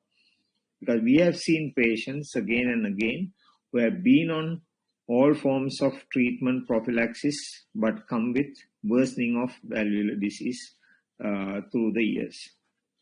So valve disease is almost like cirrhosis, where once it starts, it continues for life. Because people undergoing various types of procedures for valves like valvuloplasty again develop valve stenosis after about 10-15 years. So the thing that you should remember very clearly is that heart disease, valvular heart disease due to rheumatic fever, is a chronic progressive disease. Just because you give prophylaxis, it doesn't mean it is going to stop. It will continue. So continuous monitoring is very important, because we see patients who have had rheumatic fever in the childhood with valve involvement suddenly coming when they are pregnant or when they have other problems. They're coming with severe valvular lesions. And some elderly patients even present with stroke due to AF and mitral stenosis, undetected ones. So it's very important to have a good follow-up if there is valve involvement in the initial stages. So amongst the valves, mainly the left side valves are the ones which usually get affected more than the right side valves. Invariably, we see it is the mitral valve and the aortic valve that are involved in this disease process. So what happens is, if you see mitral valve, if you see a look at the mitral valve structure, it has two cusps, right? So both cusps come together and opposed to each other, preventing blood from going back into the atria during ventricular systole. So during inflammation, what happens is this inflammation can occur at various points in this valve, especially in the edges of this valve cusps. So what happens when adjacent edges are inflamed, they can fuse together, right? They can fuse together and narrow down the orifice. So that leads to mitral stenosis. That is one way of mitral stenosis being produced during rheumatic fever. The other is, these valves, as you know, there are structures which anchor the valves. That's called coda tendineae and papillary muscles and coda tendineae. Coda tendineae attached to the papillary muscles, which will regulate the valve movement. Then these coda tendineae arises from what we call the subvalvular apparatus. It's a fibrous structure. The valve is a fibrous structure. It is not a very highly vascular structure. It's a fibrous structure. So there are projections from under the valve connecting those to the papillary muscle. Those connecting cords are called the coda tendineae. So the subvalvular apparatus also get inflamed during the process of the disease. So the subvalvular apparatus, adjacent subvalvular apparatus, when they are inflamed, they can fuse together. Those fusing together will prevent the valve from going and closing properly. So what happens is, when the inflammation is on the subvalvular apparatus and the coda tendineae, during the process of healing, it shrinks. The fibrous, the inflammatory mass will shrink, thus pulling the valve edges closer to the ventricular muscle, closer to the papillary muscle, so that when they are supposed to close, they can't close properly. This will give rise to mitral regurgitation, right? So these are the two main mechanisms by which the valve rheumatic heart disease causes valve lesions. Either there is inflammation of the valve cusp, especially along the opposing margins, which can fuse, or the subvalvular apparatus or the coda tendineae can be inflamed, and coda tendineae can rupture also, right? So these are the processes that, and also during inflammation, what happens? There is granulation tissue formation and fibrosis formation. So during the fibrotic process of the valve becomes thicker, right? Thick and abnormal valves are easily calcified compared to normal valves. So these valves are prone for calcification and calcific degenerative process as age advances. So these are the pathological processes that make valves more vulnerable. Right? So this happens in mitral valve and also in the aortic valve mainly. Aortic valve, as you know, there is no support structure. It is just 3 cusps come together and close the valve. So here also the edges can fuse together, or there can be shrinkage of the cusp size so that it can come together to close properly. So what happens during mitral stenosis? We will take one by one. Mitral stenosis, what happens? The blood that comes in the left atria cannot fully empty into the left ventricle because there is mitral stenosis. So during the cardiac cycle, what happens is when there is ventricular diastole, the atrial muscle passively flow into the ventricle in the early stages. Then the last part, there is atrial contraction, which will push the rest of the blood into the left ventricle. But here what happens is there is mitral stenosis, so mitral orifice is narrowed, so the whole blood cannot pass into the left ventricle, so there is stagnation in the left atrium. So when there is stagnation of blood in the left atrium, what happens? The left atrial end diastolic pressure goes up, right? Because usually the blood flows into the ventricle passively during the diastole, so that the atria is almost empty at the end of diastole, right? Here what happens is blood is stagnating. So as blood is stagnating, there is pressure building up in the left atrium. When the pressure builds up in the left atrium, what happens? One is left atrium enlarges. When left atrium enlarges, what happens? It disrupts the structures in the wall. What are the structures? Mainly the conduction tissue. Conduction tissue is spread all along the left atrium and the right atrium also. As you all know, the beat originates from the sinus node and travels across the left atrial wall to reach the AV node, right? So when the atria is stretched, that communication between the SA node and the AV node is disrupted. That's why you get atrial fibrillation, right? Atrial fibrillation. So that is one of the complications. The other important complication is, as I told you, when the blood cannot empty properly into the left ventricle, the left atrial pressure builds up. This pressure is transmitted through the venous system into the lungs. So the pulmonary venous pressure increases. When the pulmonary venous pressure increases, what happens? As you all know, according to Stalin's law, the pulmonary edema formation increases because venous pressure is higher, so that reabsorption is less, so the fluid leaks more into the pulmonary system, pulmonary parenchyma. So that gives rise to what we call the pulmonary edema. So in mitral stenosis, due to increased pressure in the left atrium and enlargement of the left atrium, there is high pressure in the pulmonary venous system, leading to pulmonary edema. So that is the second complication. Then, as I told you, when the left atrium enlarges, there is atrial fibrillation. Atrial fibrillation is a condition where there is no coordinated electrical activity in the atria. Normally what we have is sinus node initiates the conduction and it goes through the entire wall and reaches the AV node, and through the AV node it goes to the left ventricle. Here what happens is the entire communication system is disrupted. So there will be beat originating from various points in the atria. Not only SA node. SA node will be dysfunctional. There will be a whole lot of areas generating heartbeats and the electrical activity. So that gives rise to a atrial rate which will be more than 250-300 per minute. So in that situation, what happens is atria doesn't have coordinated contractile function. The coordinated contractile function will be lost in the atria. So the atrial muscle will be just like a bag of worms will be independently twitching the muscles, but there won't be effective contraction as such.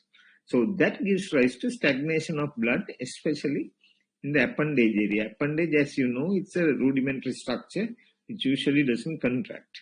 But here what happens is it enlarges and the blood stagnates there.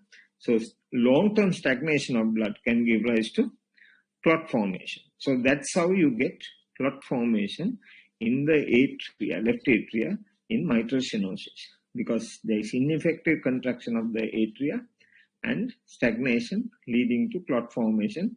These clots can be dislodged from atria into the ventricle, and it goes into the systemic circulation, usually to the cerebral circulation, and causes stroke.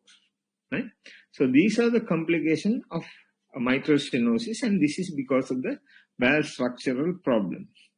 So the other, we will go through the pathophysiology and the hemodynamic changes first, then come to the complications and the treatment.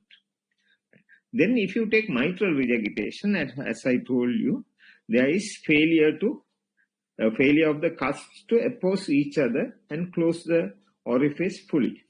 This is due to shrinkage of the cusps and also shrinkage of coda tendineae and the fusion of subvalvular apparatus. So what happens in ventricular systole is that when ventricular systole happens, what happens is AV node completely, mitral valve completely closes, so that the blood is ejected into the aorta through the aortic valve into the systemic circulation. And here what happens is the mitral valve doesn't close properly, so part of the blood again re-enters into the left atrium as a backflow. So when the ventricular blood enters the left atrium, what happens? It increases the left atrial volume. Then when the volume is increased for a prolonged period, it gives rise to again enlargement and back pressure into the pulmonary system, causing pulmonary edema. So those are the two important consequences of this long-term valvular disease.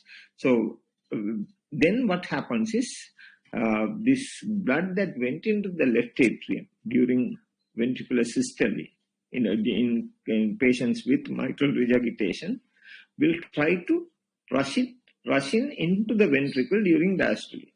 So the blood that is coming into the ventricle during diastole will be more than the usual amount, because there was blood which was ejected from the left ventricle into the left atrium at the end of systole. So the whole blood will try to come in, causing again enlargement of the left ventricle as well.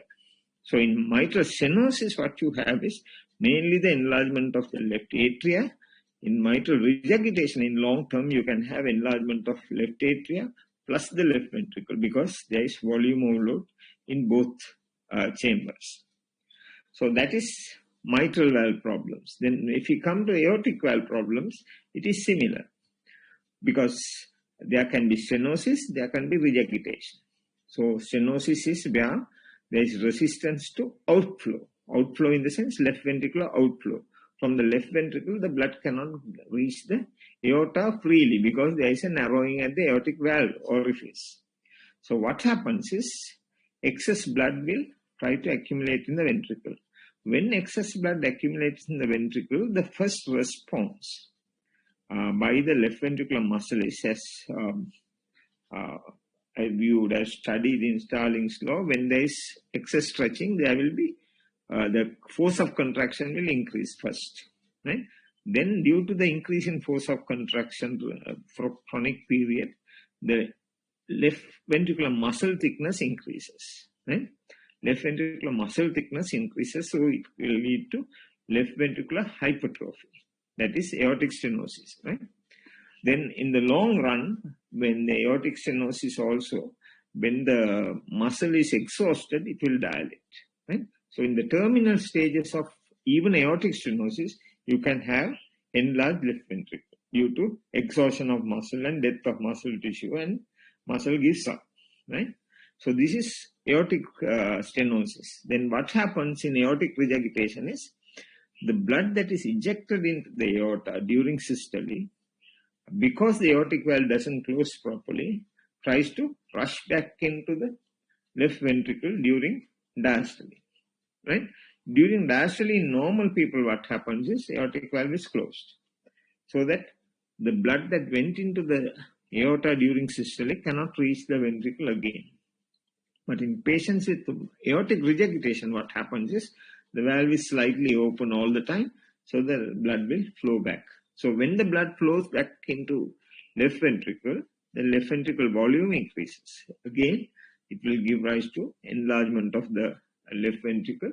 Initially, there will be over stretching and vigorous contraction of the left ventricle, giving rise to hypertrophy. Then later, it will give rise to enlargement of the left ventricle. Right? So these are the hemodynamic effects of rheumatic valvular heart disease. So we can easily ask you to describe the hemodynamics, changes in hemodynamics in mitral stenosis or aortic regurgitation. Or we can ask you to explain the process of this pathological process involving the mitral valve in rheumatic fever or something like that. Even in final year, we can ask that. So you must remember the basic principles very clearly. So whenever there is an increase in left ventricular pressure, right? Especially when the left ventricular pressure, we go for the end diastolic diameter and the end diastolic pressure. Right? The end diastolic pressure is when the ventricle is dilated, and also at that time, the mitral valve will be fully open. So the end diastolic pressure is like the entire atria and the ventricle will be like a small continuous chamber, right? Because the mitral valve will be open. So the left ventricular end diastolic pressure will be equal to the left atrial pressure because the mitral valve is open, right? So here what happens is the end diastolic pressure increases, the end diastolic diameter also increases, right? End systolic diameter also increases. Then even in aortic valve disease, because there is increased pressure in the left ventricle, gradually in the long run, what happens is the left ventricle enlarges, thus enlarging the mitral valve diameter also. Because mitral valve and all the valves are situated in one plane, right, between atria and the ventricle, right? So when the ventricle dilates, that fibrous plate that anchors all four valves also gets stretched, right? So when the left ventricle enlarges, the mitral valve also enlarges. The opening widens so that it can come together to close properly, so there will be regurgitation, right? So these, so left ventricular enlargement, left aortic valve diseases also can give rise to mitral valve problems because of the stretching of the left ventricle. So the left ventricle, when it stretches, when it enlarges, what happens is left ventricular activity reduces. That is the ejection fraction. Left ventricle cannot eject the whole blood into the system. So as you know from your physiology knowledge, ejection fraction is a fraction of blood that is expelled from the left ventricle during the systole. It's the percentage of blood that is ejected into the aorta during systole. That is left ventricular ejection fraction. Right? So usually above 55%, 60%, 70% is the norm. It's never 100%, right? It's never 80%. It's very rarely 80%. But so that efficiency drops, right? It comes to 50%. So one important assessment in the assessment of aortic valve disease is that the left ventricular ejection fraction drops. Not so in the mitral valve disease, pure mitral valve disease, because other measures are there. So whenever there is this left ventricular volume overload, so what are the conditions if we consider this rheumatic valve disease? What are the situations where the left ventricular volume will increase? So left ventricular volume to increase, either you should have mitral regurgitations, for the reasons we explained just a little while ago, because there's excess blood going into the left atria during ventricular systole, and that the whole blood will come into the left ventricle during diastole. So there is volume overload. Then the second condition that gives rise to volume overload is the aortic regurgitation, because whatever that went into the aorta will come back into the ventricle during diastole. So those are the two conditions which gives rise to volume overload of left ventricle in a situation. Right? So these conditions which gives rise to volume overload in the left ventricle will give rise to left ventricular enlargement and the displacement of the left ventricle. That's where you see the left ventricular apex will be palpated in the axilla or further from the normal position. So that is very important. Clinically also very important. When you examine the patient also, it's very important. If you detect the apex, that is, if the apex is shifted, then you should know that there is a volume overload condition in the heart. And that volume overload condition is most probably the most important lesion in the heart. So this is how you work out all your hemodynamics into this thing. So how do patients present with these problems? So one is the patient's history. Rheumatic fever history would have been there, and there would have been a recorded history of valve involvement and the follow-up. Right? So if not, the patients might present with clinical symptoms. So what are the symptoms? We thus far talked about pulmonary edema in mitral stenosis and stroke, peripheral embolism, right? And arrhythmia, that is palpitations. Patient can present with palpitation due to atrial fibrillation. As you know, the atrial fibrillation is a condition where the pulse rate is irregular, right? So it doesn't come on overnight, it comes intermittently and then it becomes permanent. So patient might present with intermittent palpitation, right? Then the patient can even present with faintishness, because if the arrhythmia is so fast, the left ventricular cardiac output decreases due to rapid heart rate. The patient might present with faintish attacks, right? So then the shortness of breath due to pulmonary edema. So those are the common presentation of mitral valve disease. Aortic valve disease also, you know, when there is aortic stenosis, there is difficulty increasing the cardiac output because the orifice is narrow. So the cardiac output drops.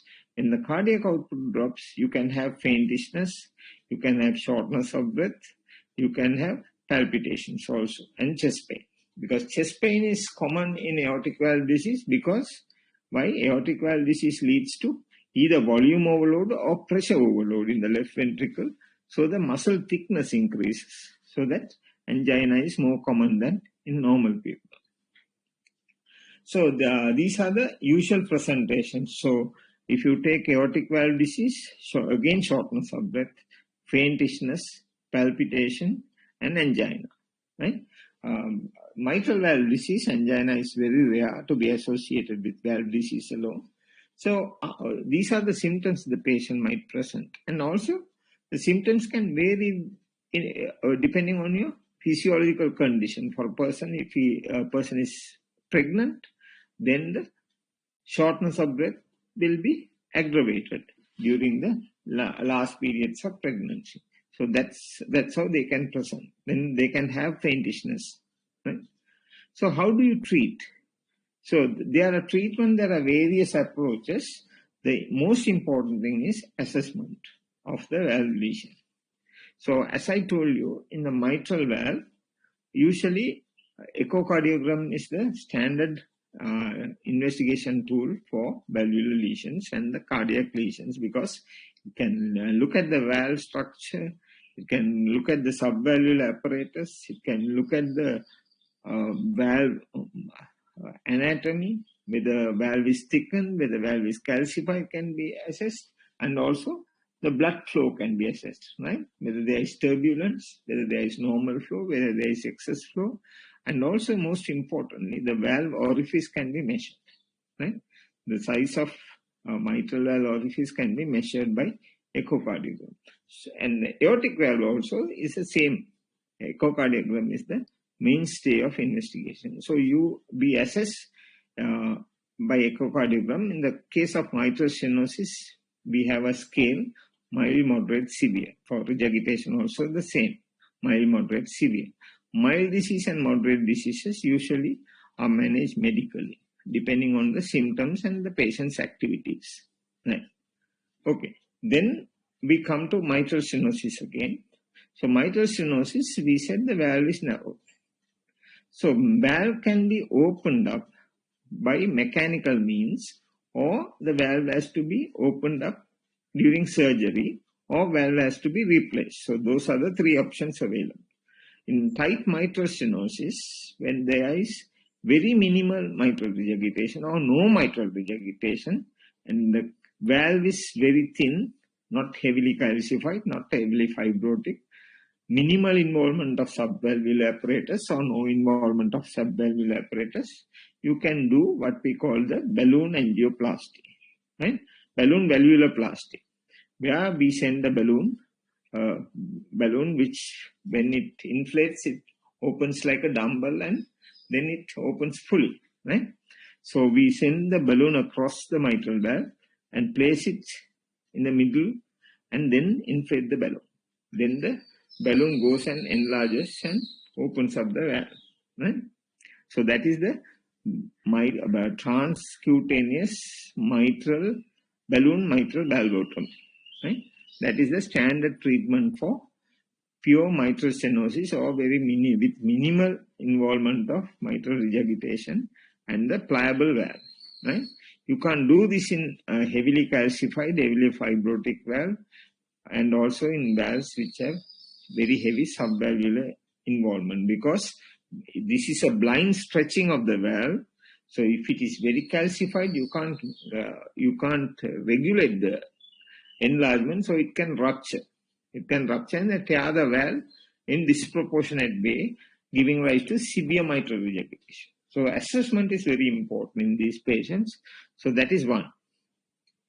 If there is more mitral regurgitation or severe, the valve involves mainly mitral regurgitation, then you will have to go for the assessment of the left ventricle.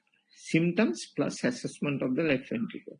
Usually, I said there is volume overload in mitral regurgitation in the left ventricle, so that the ejection fraction is usually supranormal. It will be 80%, more than 80% like, right? Usually up to 70% is normal. Here, because the volume is excess, there is vigorous contraction, then there is more cardiac output than usual, right? So, in a patient with mitral regurgitation and aortic regurgitation, when the ejection fraction drops to normal, that is around 60%, you must know that there should be left ventricular impairment. Because in a volume overload condition, you expect a higher ejection fraction than normal. So if the ejection fraction comes to normal also, there is left ventricular dysfunction. So that is how you assess the patient. So when you assess the patient, if there is evidence of deterioration of left ventricular function, that's an indication for surgery. So what is the type of surgery you are going to do when there is severe mitral regurgitation or aortic regurgitation? It's a valve replacement. You do mitral valve replacement or aortic valve replacement. There is a place for mitral valve repair in rare cases, some cases. So the surgeon will have to open it, then only decide whether this valve can be repaired or whether this valve can be replaced. It has to be replaced, right? In aortic valve, whether it is aortic stenosis or severe aortic regurgitation, aortic valve replacement is the standard treatment. There is no place for aortic valve repair, right? Then there are other procedures for aortic valve. For example, we can do a balloon valvuloplasty just to buy time. Say a patient with multiple comorbidities, patients cannot be anesthetized, then you can do a balloon valvuloplasty to buy time. Then there is this new technology where you can insert a new aortic valve through the transarterial and venous procedure, right? That is called TAVI, transvenous aortic valve implantation, where you send the aortic valve through the aorta into the aortic valve place and position that valve properly and fix it there. right? That is done without opening the heart, right? That can be done even in patients who have multiple comorbidities, who are not fit for anesthesia, who are terminal. Even that those patients, this TAVI can be used. So TAVI is a modern technology, evolving technology, which is not widely available in Sri Lanka. And it's fairly very expensive in Sri Lanka at the moment. In the government sector, we don't have that facility, but definitely with time we will have, right? So the TAVI also, you must know that it is a standard acceptable treatment modality at present, and it is available in the guidelines. So you have to know at your level, when you come to final exam, you should know that there is such a thing, right? So there is valve. As far as aortic valve is concerned, the mainstay of treatment is aortic valve replacement or TAVI, right? Mitral valve is concerned, if it is pure mitral stenosis, balloon valvuloplasty, mitral valve repair or mitral valve replacement. Right, there are about 5 more minutes, so we'll immediately go into the treatment part of it. Treatment part, there are 2 types of valves. One is metallic valve, the other one is bioprosthetic valve. The advantage of bioprosthetic valve is that you don't have to give warfarin lifelong. If you put a prosthetic valve, you'll have to give warfarin lifelong. If you put a bioprosthetic valve, it's a biological valve, right? So that doesn't need lifelong warfarin therapy. But the only problem is this bioprosthetic valve can undergo degenerative change. So 5 to 10 years time, it will get calcified, or it will get stenosed, or it will get some other degenerative process setting in. So that is one of the problems. So especially in young people who are trying to become pregnant, that is a good option, the bioprosthetic valve. But I have managed patients with metallic valve on warfarin and changing over to enoxaparin or heparin during the early period, and then changing over to warfarin again. Warfarin interferes with organ formation during embryology, right? So during early embryogenic development, it can interfere with the organogenesis, and it can cause a lot of deformities, right? But one thing you will have to remember is, if the patient is on warfarin, stopping warfarin even for 2-3 days can cause blood clot formation, right? Warfarin can cause absence of warfarin in a patient who has a metallic valve. Within 2 to 3 days, the clot can form and block off the whole valve, and the patient will die definitely, right? So it is very important. Then the warfarin management is the other important thing in valvular heart disease, so that you will study further in pharmacology and in final year also how you prescribe and how you monitor. And monitoring is very important. And now what advice you give the patient and how do you advise the patient, all this will be tested, right? So I think we are running out of time. So if there is any question from anybody, then I can answer if there are questions.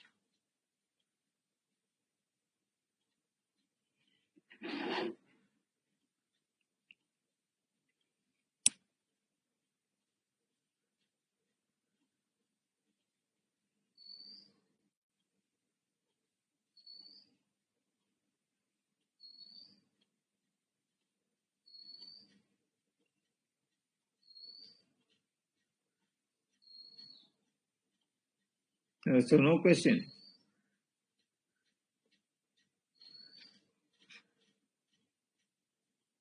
So no problem. Anybody can ask questions.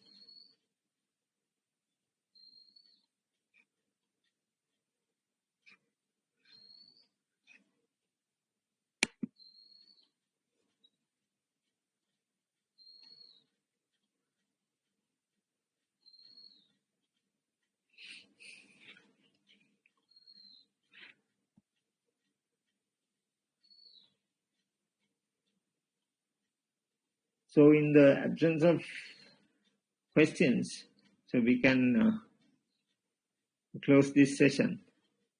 Do you all have any other lectures on this? Any further lectures? No?